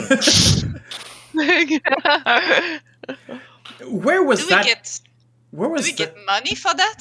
So yeah, well, what? All in due time. You'll see. You'll see. I'm wondering where that we need to explore everything energy was when we were in the Tomb of Annihilation. I'm just saying, right? Don't be That's- bitter. Hey, new campaign. Yes, you're still very new. The energy's still there. Yeah. I get it. Okay. Anyways, right, everybody, you've got your snacks, you've got your thing. For those joining us, thank you for welcome back, basically. Right. So, let's see. Let's put a little bit of music on the line here, and let's get going. No, actually, let's put this one here. No. Oh, am I back? Yes. You're still here, yes. Okay. Look. And Right. there's some music now. And there's some music now. Let's see. Right. Are you sure that the sounds? I'm not sure if you're doing a new map setup, but What do you mean new map setup? What? I don't know. I'm just making sure. Right. So basically, what I'm going as I'm looking to the map, there's a couple of things that the map itself is part of the game, as in there are mechanics that are involved into it. So this is something that Plum, you would have explained to the rest of your companions on the way north through Waterdeep through the streets. Is that there are the carnival is separated into 8 hours. There are events that happen at certain hours, as at the beginning there is welcoming gifts. Then at the 4th hour, which is around midnight, there is the big top extravaganza. And then you end up with crowning of the Witchlight monarch at the end of the night. Okay? Now, you also know, this is one of the secrets maybe of the venue, is that the carnival is very attached to the emotions of its guests. As portrayed in the bottom right corner. Exactly. In the bottom right, you can see the mood of the carnival. It starts neutral, and so there are going to be actions that you are going to get in. There are actions that you are going to do that is going to basically move the mood around. Right? I'm not going to tell you what, but you will basically see the mood increase or decrease. Now, better the mood of the carnival at the same time. let's see if I can have. I'm gonna. Right. I so mean, let's- it's a carnival. Who can be a sour mouth in a carnival? Oh, yes. Well, I'm gonna put that right here so that we have a token to track. There we go. I was surprised not to be given one off the bat, but there we go. But you would know also this, Plum, which is at the end of the night, the person who most involved into, that most improved the general mood of the carnival will be crowned. It is one of the ways that the Witchlight monarch is chosen. Is that a person who got involved the most, who got who kept the spirits the up as well. Now, right. Other than that, I would just like to maybe put a shout out to where are you? Where are you? Are you not on this? Maybe not on this particular map. No, I think it's on the one of the following map. But Did you lose us? did I lose you? What do you mean? Do you not know where we are? Oh, I know where you are. As in, I haven't actually put you on the map yet. Good. Um, Because there's lost property also. Yes, there is lost property. So let's start with this. For now, I'm going to just use this one little token right here, because I'm assuming that you're going to be staying in a group. Should you decide to run along in different areas, we will bring out your tokens in as such. Okay? Sure. Yep. And I will... I'll look for that later on. Okay. So, as you leave the gates of Waterdeep by the northern gate, and you can see that there's been a behind you and in front of you. Actually, there is a fair amount of people sort of moving in the same way as you, going towards the carnival. You've got exceptionally for this, the gates of the northern gates are not closed at night and will allow people to go in and out of the city as they will. There is a bit of guards are a bit more intensive. There's a couple of mages there to make sure that everything's okay, that people there aren't anything that sort of tries to slip in without it. But yeah, you can see people walking around with lanterns, with torches, as the light is coming glow and dusk is moving forward. Again, it's that autumn air, right? So you're starting to get maybe colder winds coming from the north, but you were not into the season of actual fog that might happen later in the year. But as you're stepping forward outside of the gates, you can see already the brilliant lights of the carnival sort of illuminating the hills around them.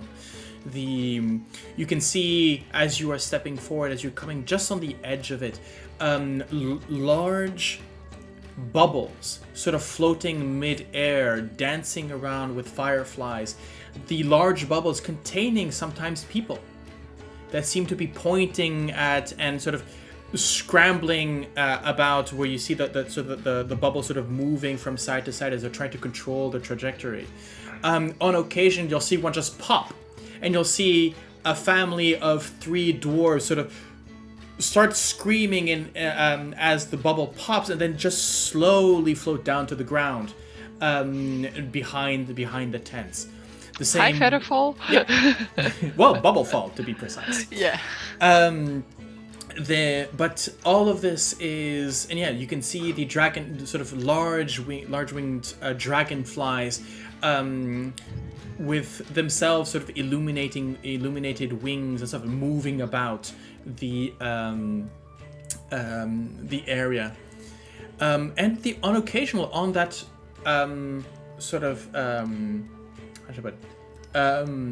of lazy river that has never been there before. Right? All of this has been instantly. These were fields just a few days ago. Fortunately, just empty plain. But now there's this river that's sort of lazy river moves on, and you can see that there are gondolas that are pulled by these humongous swans. And again, you can already hear the music, and when there's that whiff of wind that blows your way, already the smells of sugar and fried goods. As you step up to you pass the little bridge over the lazy river, you come up to the ticket booth. A silver statue of a dancing fairy is mounted on the roof of the ticket booth and surrounded by fluttering butterflies. The booth is decorated with an animated depiction of the night sky, with shooting stars arcing across it. An elderly goblin, perched behind the ticket counter, peering at you quizzically through a spyglass, despite you being but 2-3 meters away. He lowers the spyglass and calls out to you, saying, "Greetings! Greetings, fairgoers! Greetings! Step up, get your tickets!" 4 tickets, please. 4 tickets. Nah, just one moment. Hey, you there, you 3. No, come here. As you can see that a couple of 3 familiar silhouettes youths sort of had trying to pass by the entrance as you were keeping the goblin occupied. And then, I don't see you there, you three. You're not doing the same thing as last night. Come on. Then, and she's like, excuse me, folks, just a moment. I just need to take care of these three troublemakers. And come here. No. I don't care about your silver. Right. You three are gonna give me a promise. And I'll let you in. The three, the young girl sort of looks to the other, sort of shrugs, and I think that the more stouted of the three sort of steps up and I'll take a ticket. Sure. The goblin sort of turns back, sort of rummages in the back, and could somebody roll me a D8, please? Anna, you were the one talking. Roll me a D8. Okay. Let's go. 2. 2. Oh, perfect. He brings out, so the goblin brings out over the counter a crown of flowers, sort of stringed daisies together, and he also brings out a fairly wide golden sort of ticket. Let's see if I can find. Actually, do they have a handout for that? No, they don't. Player out. Let's see. Yes, here we go. There we go. Ooh. Nice. As he holds the ticket and the flower crown, puts it to the young boy. The young boy sort of catches it, and at that point, you can actually see that something sort of locks into place. As the goblin turns around, that here's the deal. Valid only for one night and until you exit the festival. You must wear this crown of flowers and water it every hour on the hour, but you are not allowed to take it off. To which the two in the back starts howling in laughter. Hey!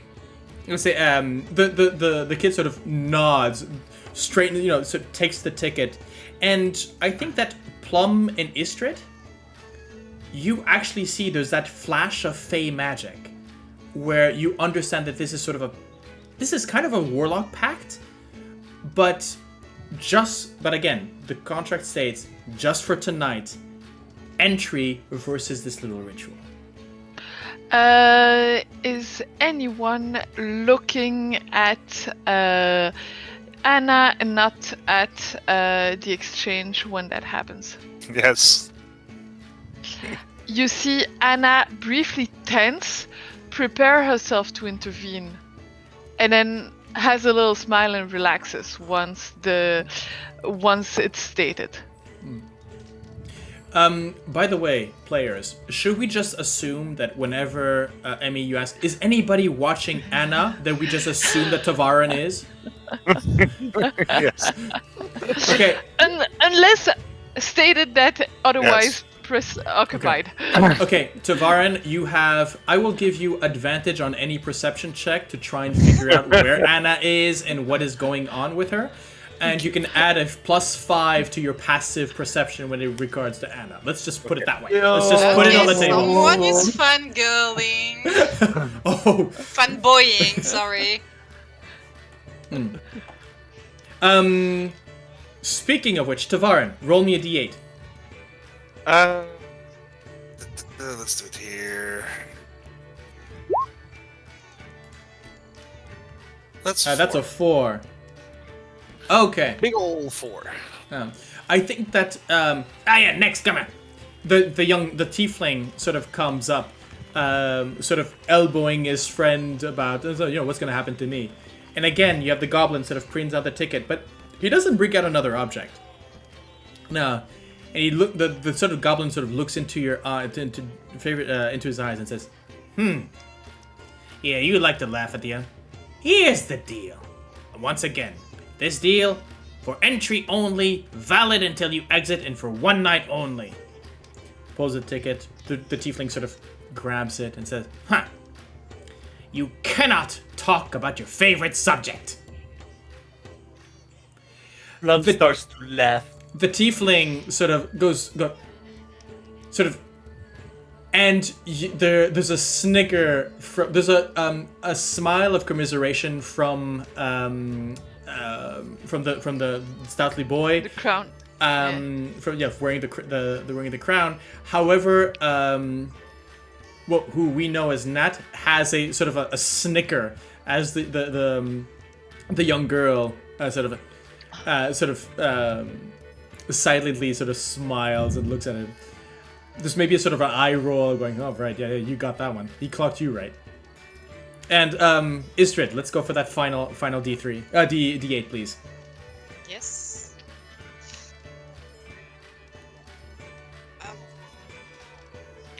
Only one screen. Sorry. No worries, we've got time. 2 again. 2 again. Shall I roll another one? No, I think I've got a good one here. As there, the goblin does opens sort of a little... No, he reaches into his pocket this time. And sort of turns, he's like, Well, I've got something here for you, dearie. Come on up. Once again, you know the words. Valid for 1 night only and until you leave the carnival. This pact I give unto you. You must carry this small pumpkin as though it were a precious egg. You cannot break it. It's about fist-sized, right? It's a bit smaller maybe. So it fits in the palm of her hand. And she goes and so looks at the goblin, accepting the thing, but really in a way going, I don't agree with this, but I'll take it. Right? The others are sort of snickering as well. But as soon as the exchange is done, all three of them sort of dart into the festival. Hey! Oh. They'll get into trouble anyways. They're gone immediately. No possibility of intervening. Do you want to intervene? Just quickly, one question. In everything that Plum has told us about the carnival, do you still have to pay inside, or is it all free once you're in the carnival? We'll get to that in a second, as you get your own tickets. As soon they dart. What? Yeah, go ahead. Because otherwise Anna would have a look with a smile at the 3 kids and just fling 3 silvers to each of them with the. I mean, if you meet them inside, you'll definitely have that opportunity. But I think that right now they're kind of waiting for that particular moment, and they're just running. Scram. Okay. Yeah, they scramble. And you can for the more perceptive of the 2 of you, you can the 4 of you, you can see that they're already sort of arguing on what rides to try first. Mm-hmm. Yeah, sorry, ladies and gentlemen. We love those 3, but we just can't let them in. Just like that. Okay, just like that, because you just did. I did. Yes, of course. Right, so let's have a look at you 4. Oh, you 4. Right. And he sort of turns, and you can see again he sort of rummages a little bit, and he brings out a ornately crafted wooden box. There is sort of filigree and mother of pearl sort of put in, again with the sort of a butterfly motif to it. He sort of opens it. And brings out 2 in each fist, 4 tickets. These were prepaid for you 4. I was told to keep an eye out. Oh, Perfect. perfect. Thank you. That's nice. Yeah. Wait. Prepaid? Oh, great. Just one moment as well. You'll be needing these. And actually, he brings out something that I forgot to mention on the 3 orphans that all of them were wearing. Probably from the previous night, but all of them were wearing sort of backpack butterfly wings on their back.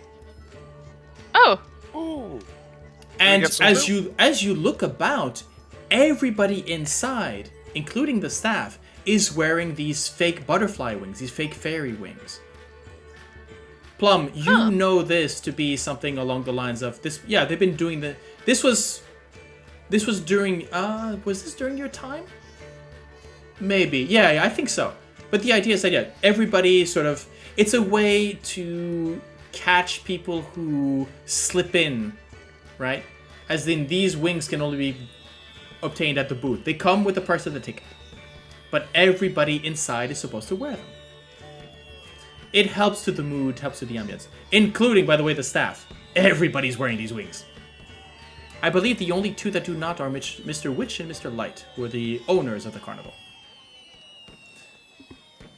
Oh, there's an extravaganza happening. Because no one's gonna mess with them. Yeah. Yeah. So, as I say, he sort of hands you these wings, which, with a clever system of straps, sort of manage to go to shrink or extend to the right size for you. By the way, Plum, you would know this man. You would know this elderly goblin. His name is Nicholas. Specifically, Nicholas Midnight. And he's been the barker for the ticket for years. Right. So, unless your friend Plum, I don't think I didn't recognize you there, buddy. So, as Plum might have been told, right. If you want to, each ticket is valid for 8 attractions. You will there'll be a punch in each. If you want to explore more, you can always come back here and get a new one, right? And you can see that the prices are for an adult 8 silver and a child's ticket is 3 silver. Now, what's the cutoff age for adult or? You're adults. Yeah. It depends on the species. Oh, you don't get me started. Why would I count as? Yes. Adult. Let's not take that cat out of that box just yet, right? Okay? I mean, you're able to go adventuring on your own. You're legally an adult. There we I'm go. a fae. Exactly. That doesn't mean anything. Yeah, fair, but still. The other way, and as demonstrated was before you, was if you do not have the money, you do not want to pay the money, there is this sort of little barter that can be made with the goblin forewarned. So I'm coming back. That's sure. We're gonna do everything. Okay. Let's go. So yes, each of you, right. You do know that, so most attractions at the carnival have a cost of 1 ticket punch. There are some that might cost a little bit more.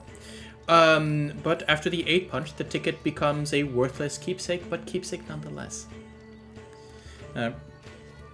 Right. So, look, you're in good hands with Plum here. He knows the place. You'll see, Plum, there's a couple of things that changed ever since you left. But I won't spoil you for any of the surprises. Right, okay, folks. Please, step in. I've got others waiting in line. Okay, come on, top. I strap on my fairy wings and Yeah. It's strapping on. Have a good night. Yeah. It's always the case. It's always fun.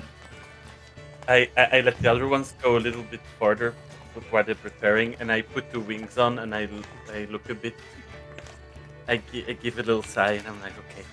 And I follow from the back also. So, Plum, Yes. you worked here? Yes, I worked at. We have a map probably. Yes. I mean, yes, you would have this. I used to work at Carousel. Yes.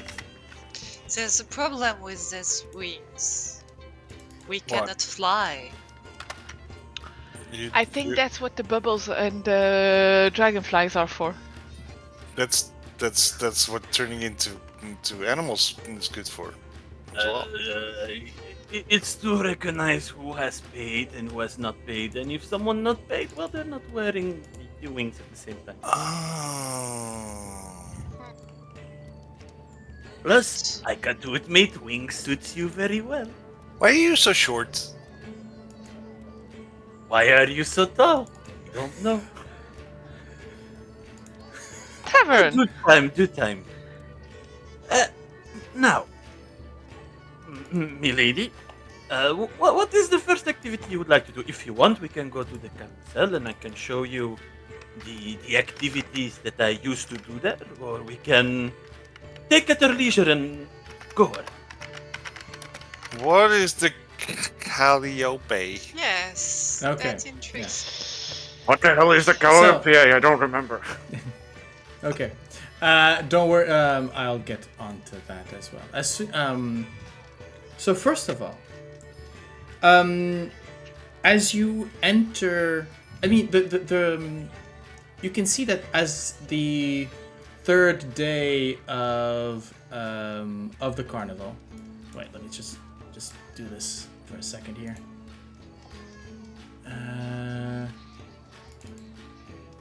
Right, do I have a... Come on. I've got the map somewhere. Anyway, it doesn't really matter as long as you guys are on it for now. But I would like... There we go, come on.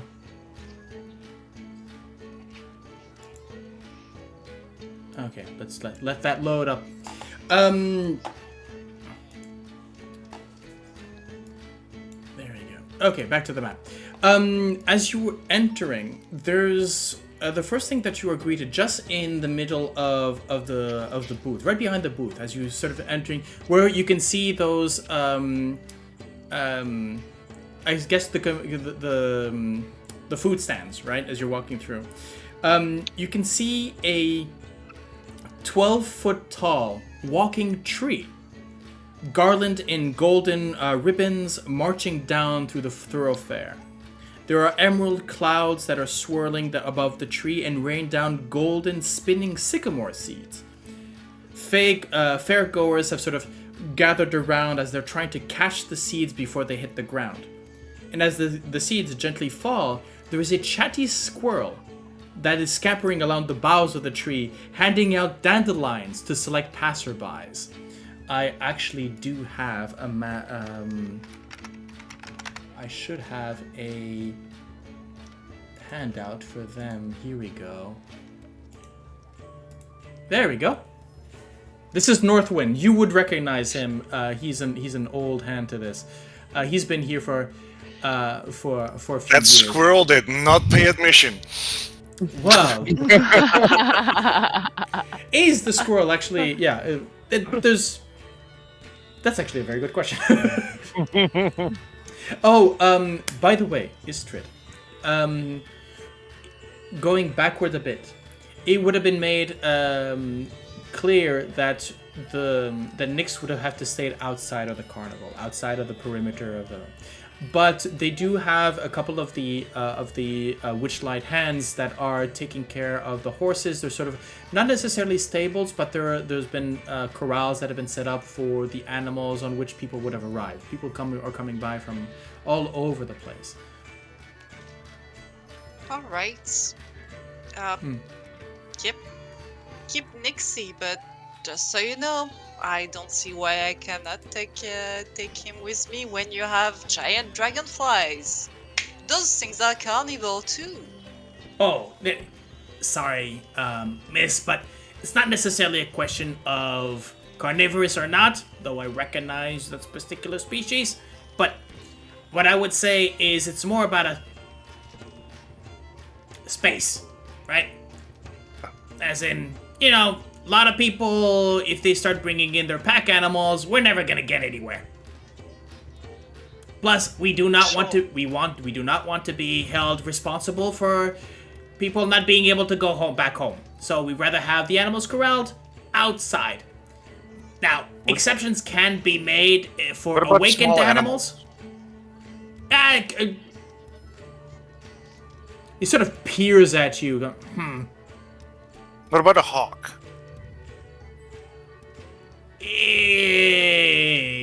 Does it come with a hood? Stop! What do you mean a hood? Look, we know where we are. Familiars are okay. Just keep them on a leash. Okay. Okay? Yeah. Right. But good. No, it's mostly about, mostly size, right? We do make exceptions for awakened animals, service animals, and, well, most service animals. Somebody tried to bring in a emotional support manticore a couple of weeks ago. That did not go well. So yeah, we we try to negotiate and accommodate everybody, but there are some limits. Anyways, on that note, I need to get rid of the. I need to take care of the other guests. So please, keep moving. Ah. The children away. Oh yeah. We've got a corral special. We're not gonna be putting him with the other horses. Definitely not. Like I said, Not the horses. I'm afraid about the children. I'm yes. probably bouncing off towards the squirrel. Like, okay. Yeah, so end of that cutscene, back to the squirrel and the tree. Okay. Go ahead. I think at that moment you see a big smile on Plum's like, if you want first advice, run and try to catch the sycamore seeds. And he starts to Anna didn't wait for your instructions as soon as so it's like trying to, hey, that's cool that it's shiny and I like to jump around and catch things. I mean, Okay. I've also So- shared with you the carnival map so that you have it on hand at any time. nice. in case we're Let's not play on the map yet. catch. thanks. Let's play catch. Because Okay. now it's a map on a map. Yes. Yeah. Right. So as you move in, you're just about here. Right. So let's get a couple of rolls in. Yeah. So as any person can try and catch the sycamore seed before they touches the ground. The sycamore seed, they're the sort of twirling kind of. Right. So I'm going to be needing from all who would participate a dexterity check. Hey. I don't think I'm going off the sycamore seeds. I'm really going for the squirrel You're itself. going for the like- squirrel? Yeah. And I mean, I will I will start talking to it in Sylvan and like, hey, little buddy. Yeah. Okay. Let's get those dexterity rolls and then we'll get that interaction. Acrobatics or just No, just dexterity. Dexterity. Okay. DC's not too high. This is fun. You can see kids sort of jumping about and. Oh wow! I tripped. I tripped and I face planted. Yeah. Face was like no, buff. You are making me regret not have set up the dice cam right now. For those in the audience or listening or watching, we have Plum, whose first official roll of the campaign is a double nat 1. I was gonna say, like, I feel that because Plum is from the carnival, he should be getting an advantage. I don't know Still a why 2. it's not rolling. Okay, just tell me what you rolled. It's not rolling. Oh, that's weird. Yes. It did roll custom, but I clicking on the D&D Beyond dice and it's not rolling. Okay. What's your you want to just roll a d20 in Yeah, it might be because well, doesn't matter. it's fine. It's fine. We're good. Everything is still up and building at this So point. it's an 8, and I'm gonna double just because that. Okay. That's a double 9. That's a Wait. double 9. Double 8. No way. Okay. Well, unfortunately, so these seeds. Maybe it's because there's a group of people running around it, but none of you managed to catch any of the seeds. Of the 3 who tried. Now, I mean, the difficulty was 10, and none of you made it. Yeah, I know. Thanks. Look, I didn't wanna try for a continue. reason. I think that there's maybe a moment where Anna, you go to catch one, and maybe Plum sort of trips on another, or is sort of trampled by maybe another kid or whatnot. There's sort of the movement about, and he trips you, and that's how you sort of miss the seed as it. And they don't hit the ground, right? They drop to the ground and just immediately sort of poof into small sort of harmless smoke. But Tavaren, you were not actually going for the seeds. You were going for the squirrel. As the squirrel, you go up to him. Let's see. I've got stats here. I'll just add for convenience sake. I speak, read, and write. Wait, I'll just there. I speak, read, and write Sylvan, and beasts can understand my speech. Oh, cool. As you sort of come up and start maybe sort of talking Sylvan or talking Sylvan? Yeah. I just go like, hey, little buddy, in Sylvan. And... He sort of looks at you, going, hey, buddy, just talk normal, okay? Oh, fuck. Sorry. Here. He sort of, he takes, you're not exactly sure where he's keeping these. Maybe there's a hollow part of the bark or whatnot, but he goes up and comes down and sort of gives you a dandelion. He says, hey, make a wish. Make a wish and blow. Got it. Okay. Yeah, so... what I want you to do is to write down, as you blow on the dandelion, I want you to write down that wish and put it in your notes. Oh. Okay. But do not tell it to anyone. Because that's how wishes work. I'll put it under other. No. You can put it into your own notes. Personal notes. In your Discord. Oh, on the Discord, yeah, okay. Yeah.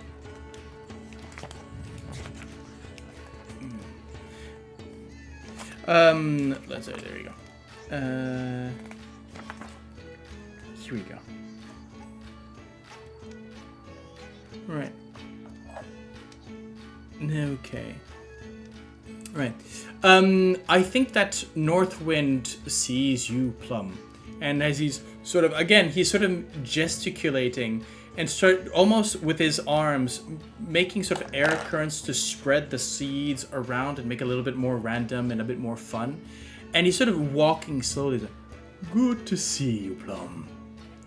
It's been a while. Are you here? Wait, you have a ticket this time. Yes. Well, enjoy.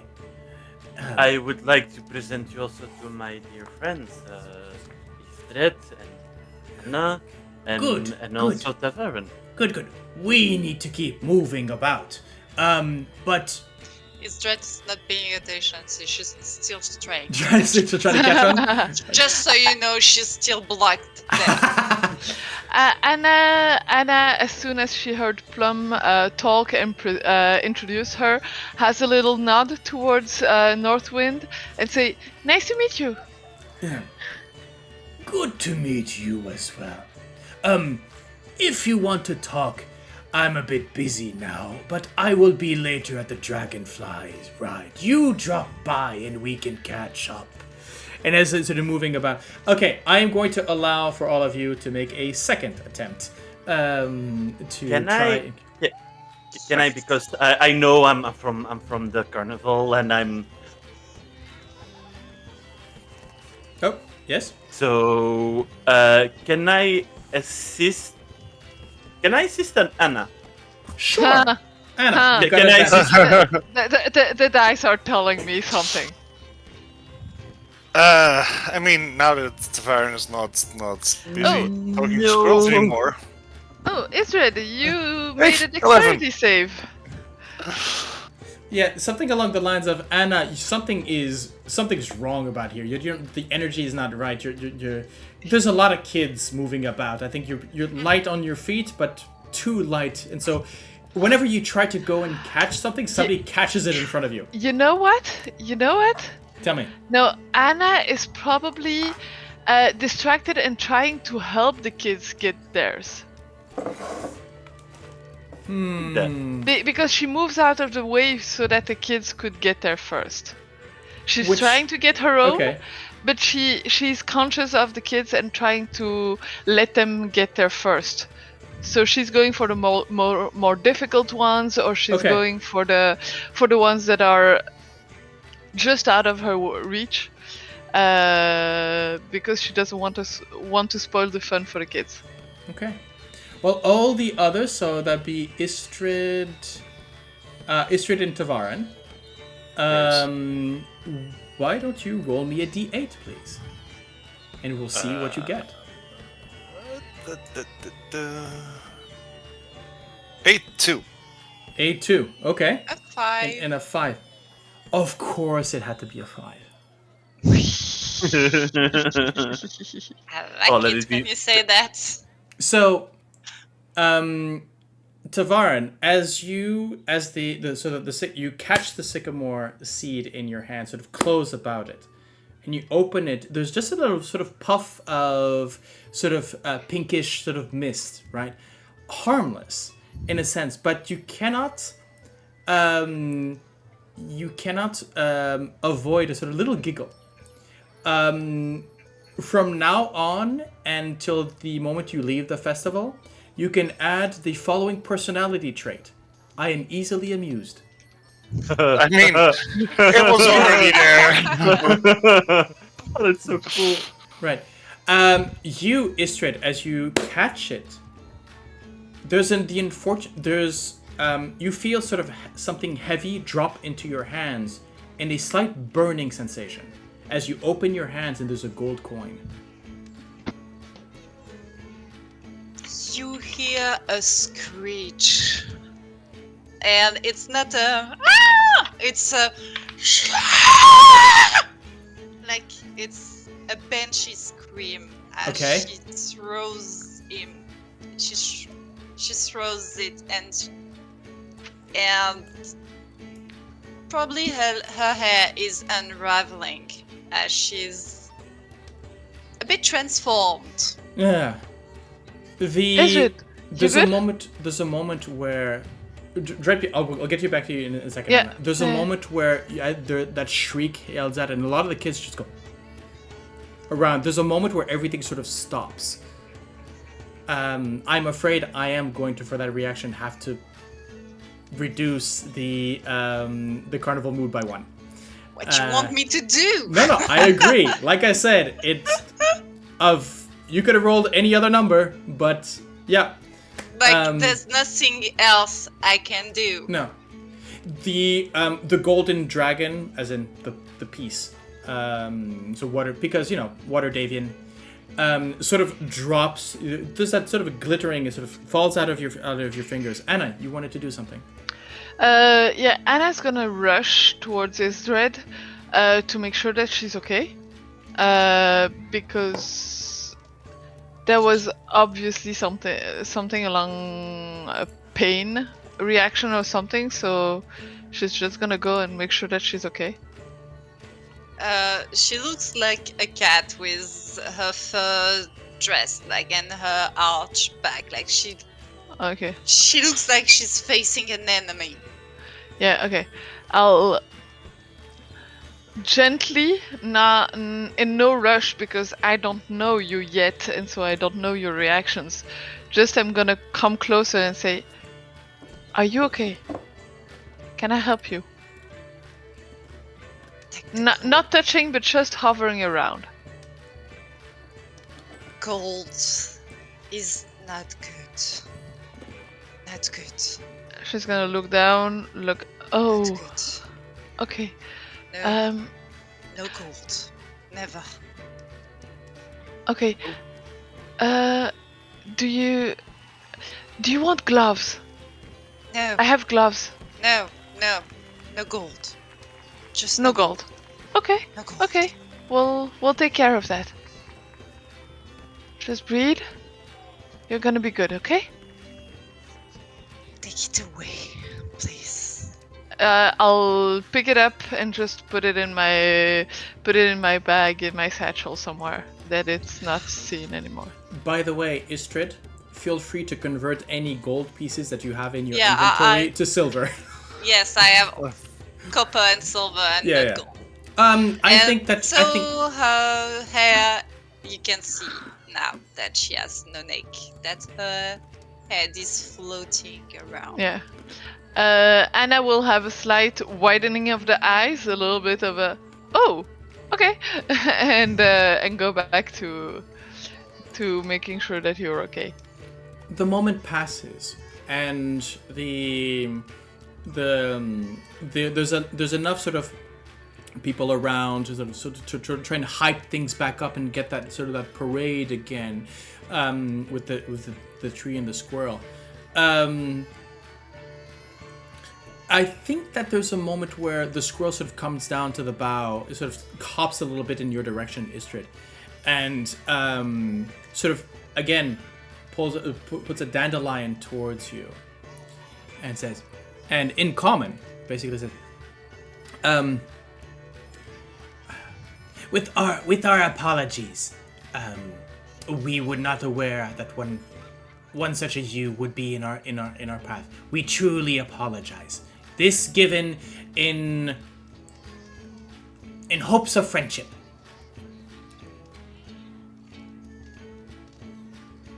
It is accepted. I do not believe that you wanted to hurt me. We would never. Make a wish.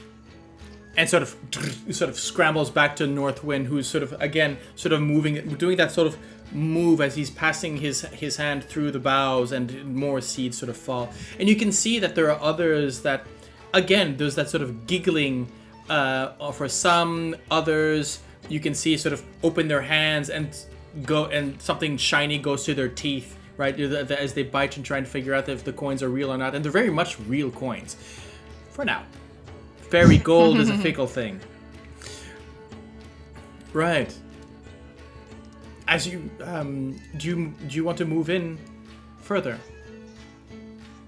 By the way, same thing. If you decide to blow on the dandelion, write the wish into your notes, so that I can have access to that later. I will say to my players and to those watching, there is a lot of stuff to track in this particular thing. Please note that while this might be, amusing and stuff like that, a lot of this is a fairy tale, and like in any fairy tales, interactions at the beginning of the story will have consequences later on. So, I'm not saying to be careful, act as the way you wish, but just know, every act of kindness, every act of maliciousness will have consequences down the line, and it's often not the way you expect them. So, on that note, and before I make you actually all paranoid, let's move on to the rest of the carnival. The dandelion is in the It's air. blown? Okay. No, it's in the air. What do you mean it's in the air? A The hair. hair. Oh, in the hair. Okay. Right. You would know that you would know. French accents. Air and hair. Anyways, you would know that you would have to blow it and make the wish before the end of the night if any magic or any effect would happen. Okay? Sure. Right. As they move down the parade and sort of keep going with the crowd of kids, you are able to move a bit forward. And you were looking at the Calliope. Correct? I mean, that's the first thing that's Yeah, that's the first thing to that be encountering. There we go. Here we go. Yeah. Right. Oh. Well, actually, here we go. A merry tune spills forth from an instrument on the back of a brightly painted wagon right in front of you. A monkey wearing a cloak covered with buttons turns the handle at the wagon's rear, sending music into the air from roars of golden whistles. As you watch, a goblin dressed as a ladybug toddles to you, rattling a tin cup. A goblin dressed as a ladybug. A Okay. goblin dressed as a ladybug. Yes. Rattling a tin cup. Rattling a Yeah. tin cup. you would have actually noticed Plum. Actually, you know what? All of you, make me either a perception or insight check. Yeah, that's my forte. That's the same. So. Oh, yeah. That's the same. A 24. Hey, I have mixed feelings of coming back here, so I'm not on my A game right now. No, I can see that, yeah. So we've got 24 for Tavaren, 9 insight for Plum. Actually, you would have advantage, but... Ysdred, 16. Okay, actually, yeah. Nice, Ysdred. That's a 16 with a -1. You're good. That's good. Yeah. And I think that maybe... Okay, let's turn this from Ysdred's point of view. As in, you would have noticed that after the shriek, the pitch and tone of the musical instrument sort of shifted a little bit. As in, it's a bit more... I don't know how the pitches should have shifted to become just a little less joyous, right? Just a little bit more sinister. And Tavaren, with that 24, you definitely feel that the mood at the moment sort of shifted, and the music is in tune. That you would not necessarily need to do an insight check on the population of the carnival. Just listen to the music, which you can actually hear. As you're moving about, you will be able to hear it anywhere in the carnival. But Tavaren, with that brilliant insight, I will actually give you the fact that you actually know. You can look at any time and in game basically know what the level of the mood of the carnival is. Because of the music. Because of the music. Okay. So yes, this monkey sort of. This is by the way, this is. While the act is not new, the Calliope has always been there, but the goblin and the monkey, these are new. You do not know them, Plum. Hello. Anna's gonna say hi to the goblin that's dressed as a ladybug, and see if they're gonna say something. Yeah. And rattling their tin can also. Yeah, they sort of rattling a tin cup. And you can see in the tin cup, in the sort of the dying light. Well, no, it's actually brightly lit here. You can see that there's a pair of buttons. One sort of brass button and another one that's maybe wood, sort of rattling in the can. And as the ladybug, the goblin sort of comes up to you, in attunement to the music, you can hear the monkey. Say, spare a button if you please. I'll sew it next to all of these. I offer nothing in its place besides a smile upon my face.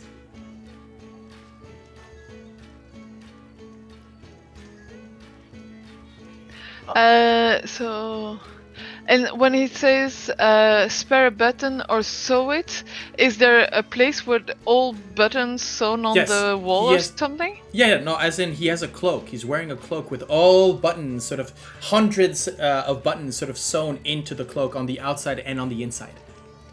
Okay. Anna will probably take the top button of her outfit. Ooh, scandalous.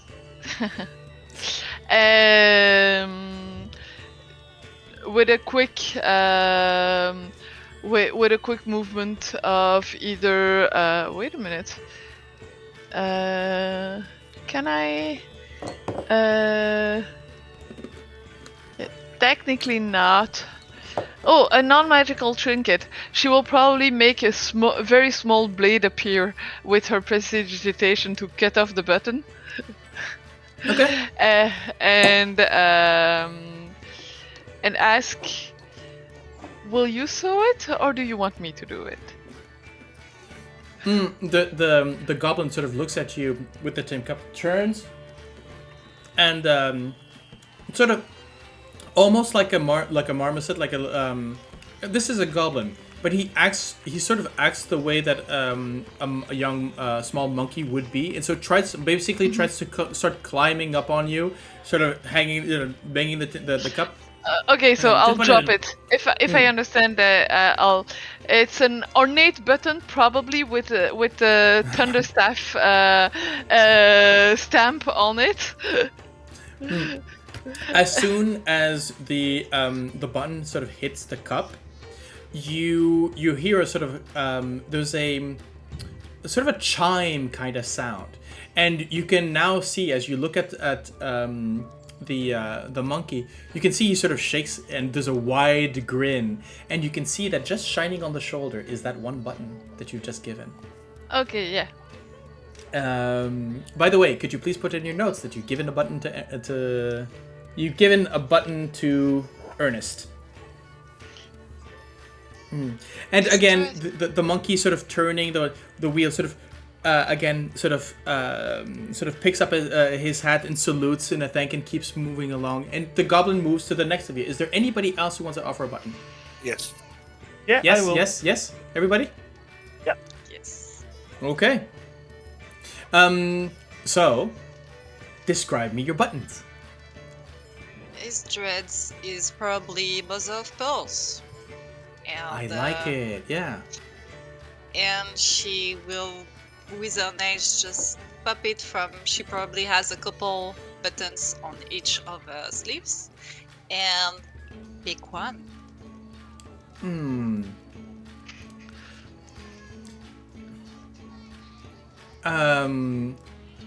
I think, well, I'm not good at rhyming, but I believe that you would understand quickly that a gift to Fae must be truly given.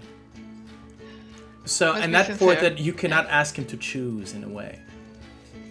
That is how, if it is given from you. But so I would say, yeah, the center one then, because all things comes from the sea. right. And shall returns to it. Again, the tip of the hat, but this time you notice that the mother of pearl has sort of come in sort of underneath the collar right here of the cloak. Plum, how about you? What is your button? He's looking a bit, and he actually gets two very old buttons from another costume that used to be from his father from the past. He looks at it, and he takes one, and he says, just with a very low voice, says, "Welcome home," and he throws that button into the cup. Okay. I think that at that point, so the button falls in. You don't necessarily you don't hear the chime. Not the same way as the other two. And I think the goblin goes in, and while Ernest, the monkey sort of, there's sort of a raised eyebrow as he looks towards the goblin, and towards the ladybug, and sort of saunters over, and picks up the button out of the cup and shows it, and there's a moment of,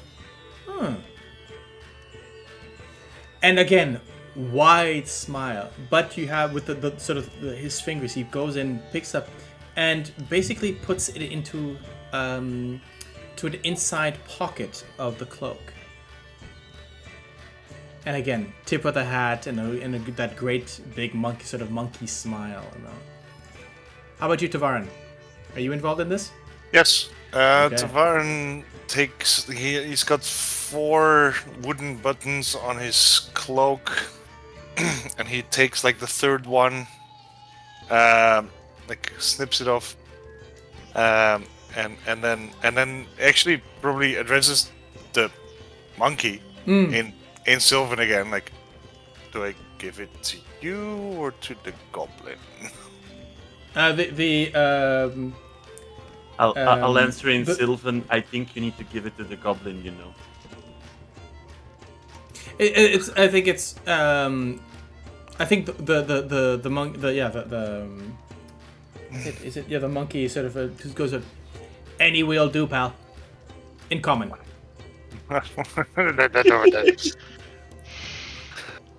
And then I give it to the monkey. Yeah. Like Okay. straight ahead, like just go like here. And actually, he sort of tips the hat, which is I cannot imagine that this hat is anything else than a fez right now. Yeah, no. And sort of puts Yeah, it, no. and as you plump it in, it goes. He whisks it around, puts it back on the head, and you can see that now the button is sort of attached to the fez on the outside. Nice. And he sort of tips again the hat to you. What was the name again of the person? So you. Ernest. So Ernest Ernest, for yeah. the monkey, and the goblin. If you ask their name, the answer would be Marigold.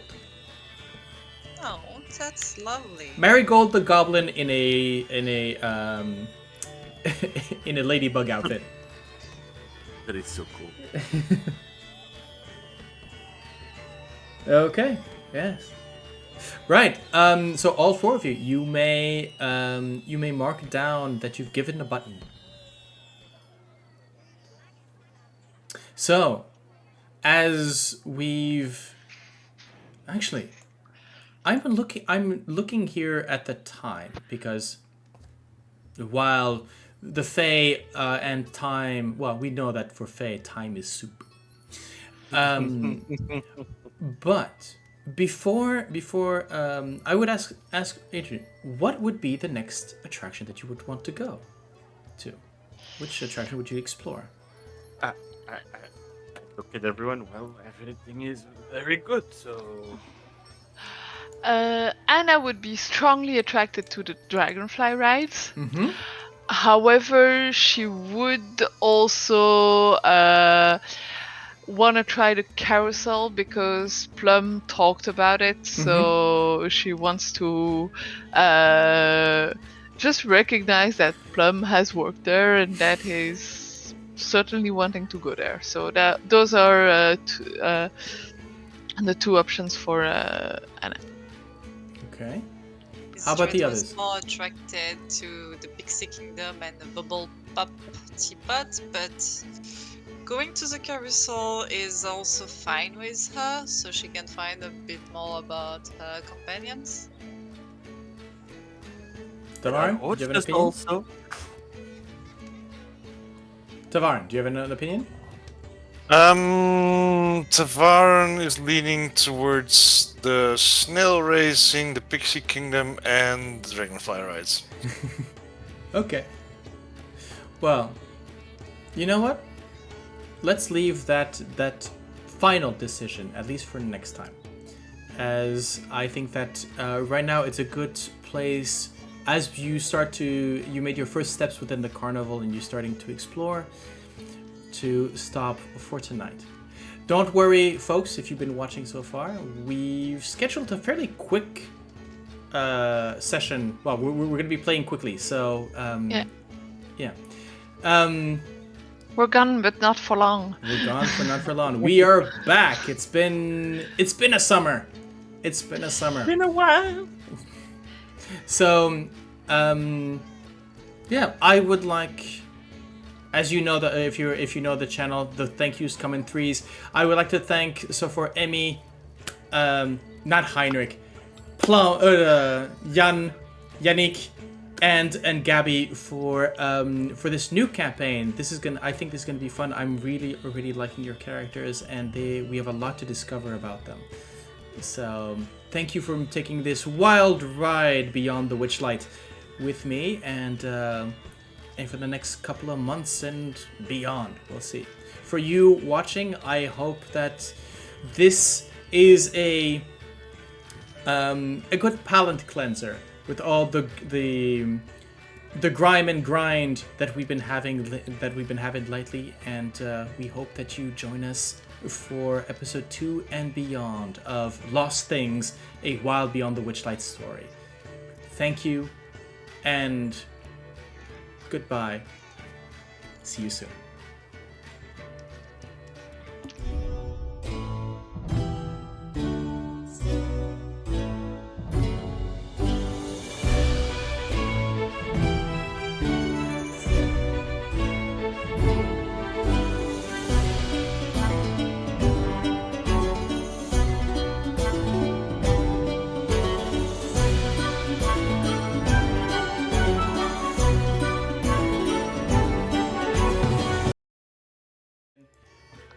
and we decided that we wanted to keep you guys in on the little conversation. I'm gonna cut the music now, so that.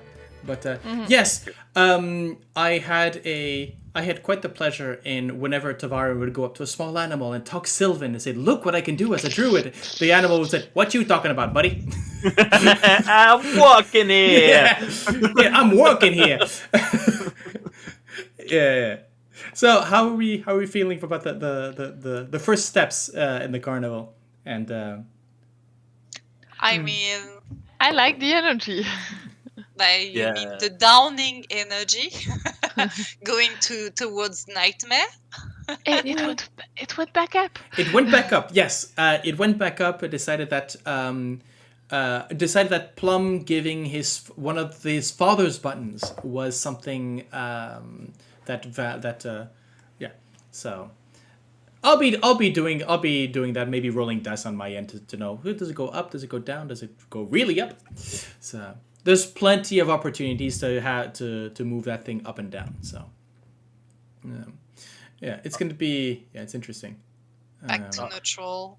Yeah, back to neutral at least for now. Yeah. Yeah, and honestly, discovering a little tidbits of each character, a bit how they react, how they are, it's really nice. It's a fun discovery at the same time. Also. Yeah, there's a couple of things that about your characters that were I was not expecting to be revealed so soon. That gold corn, gold? I am so sorry. Like, how did the gold appear so soon? Like, yeah, well, I hinted at it with the cup. I saw you. I sure, know. sure. I had the idea. That moment, like, weird. And I saw that face on Tavaren, like, you do tricks at your own expense. I also like Tavaren's reaction, like, why are you small, by the way? And you're like, Ayana, like, hey, come on. No, not cool. And you're like, never mind. Yeah, that's not at all going to come and bite him in a few sessions. Yeah.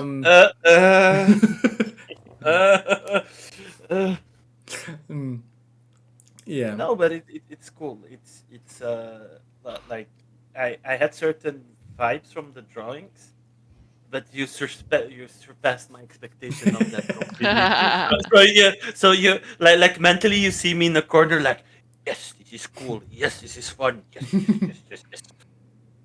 Yeah. Yeah, actually, this goes out to those watching. If you enjoy us having sort of a little chat at the end of the episode about whatever happened, and let us know, and we'll continue to do these, and maybe sort of save time at the end of our session, sort of to wind down, right? After the episode. So I know that with another table we're enjoying that as well with the girls for Avernus. Yeah, and it's the opportunity to if you have questions about the characters, put them in the comments. We'll answer them here. Right. Anything else that you guys want to talk about the episode? I love that next time we get to explore the whole carnival. Yeah. No more introduction. Let's dive in. Yeah, absolutely. Yeah. Yeah, and I need to get to preparing. So I think that the next step is going to be the carousel. It's gonna be everything. I know it's gonna be everything. I know, but there are some places where I need to prepare a bit more extra things. So, and the carousel is certainly one of them. But I've got a couple of days to do that. Right. Yeah, no, it's gonna be interesting. And you haven't started the drama either. So. Oh God. Oh dear. Yeah. So, by the way, if any of you punched your 8 tickets, are you going back to would any of you either just pay the silver, or would you actually go for I'm making a promise. I'm making a promise directly. That looks so funny. I would be like, yeah, I don't pay. Come on, give me a promise. Come on. Promise seems way too fun. Yeah, there's a couple of fun ones. There's actually a couple of fun ones. I'll keep those a surprise then. I imagine that kid with the crown of on their head who can't remove it but has to water it every hour, just dunking his head in the river, you know. Absolutely, Hey. that's most likely what's going to happen. If we roll the flower crown, I have flower crowns behind me. I will wear during the sessions. I will wear the flower crown. So here you have it. Don't try to influence the GM, please. No. But if we let chance go, and if I have the flower crown, I'll put one on, and I will continue. Yeah, there you go. Flower There crowns you for go. everybody, and all of you are taking a shower every hour. There we go. Okay. Yeah. A dive at that point. Yeah, we'll see. There are things in the water, maybe. I mean, I've got prestidigitation. Sure. I have 2. We'll see how that. Anyways, I think that we've had a little thing. Yes, like I said, goodbyes come in 3. You had 2 before. This is the 3rd. Goodbye. Thank you for watching, and see you next time. Bye. We are out. Bye.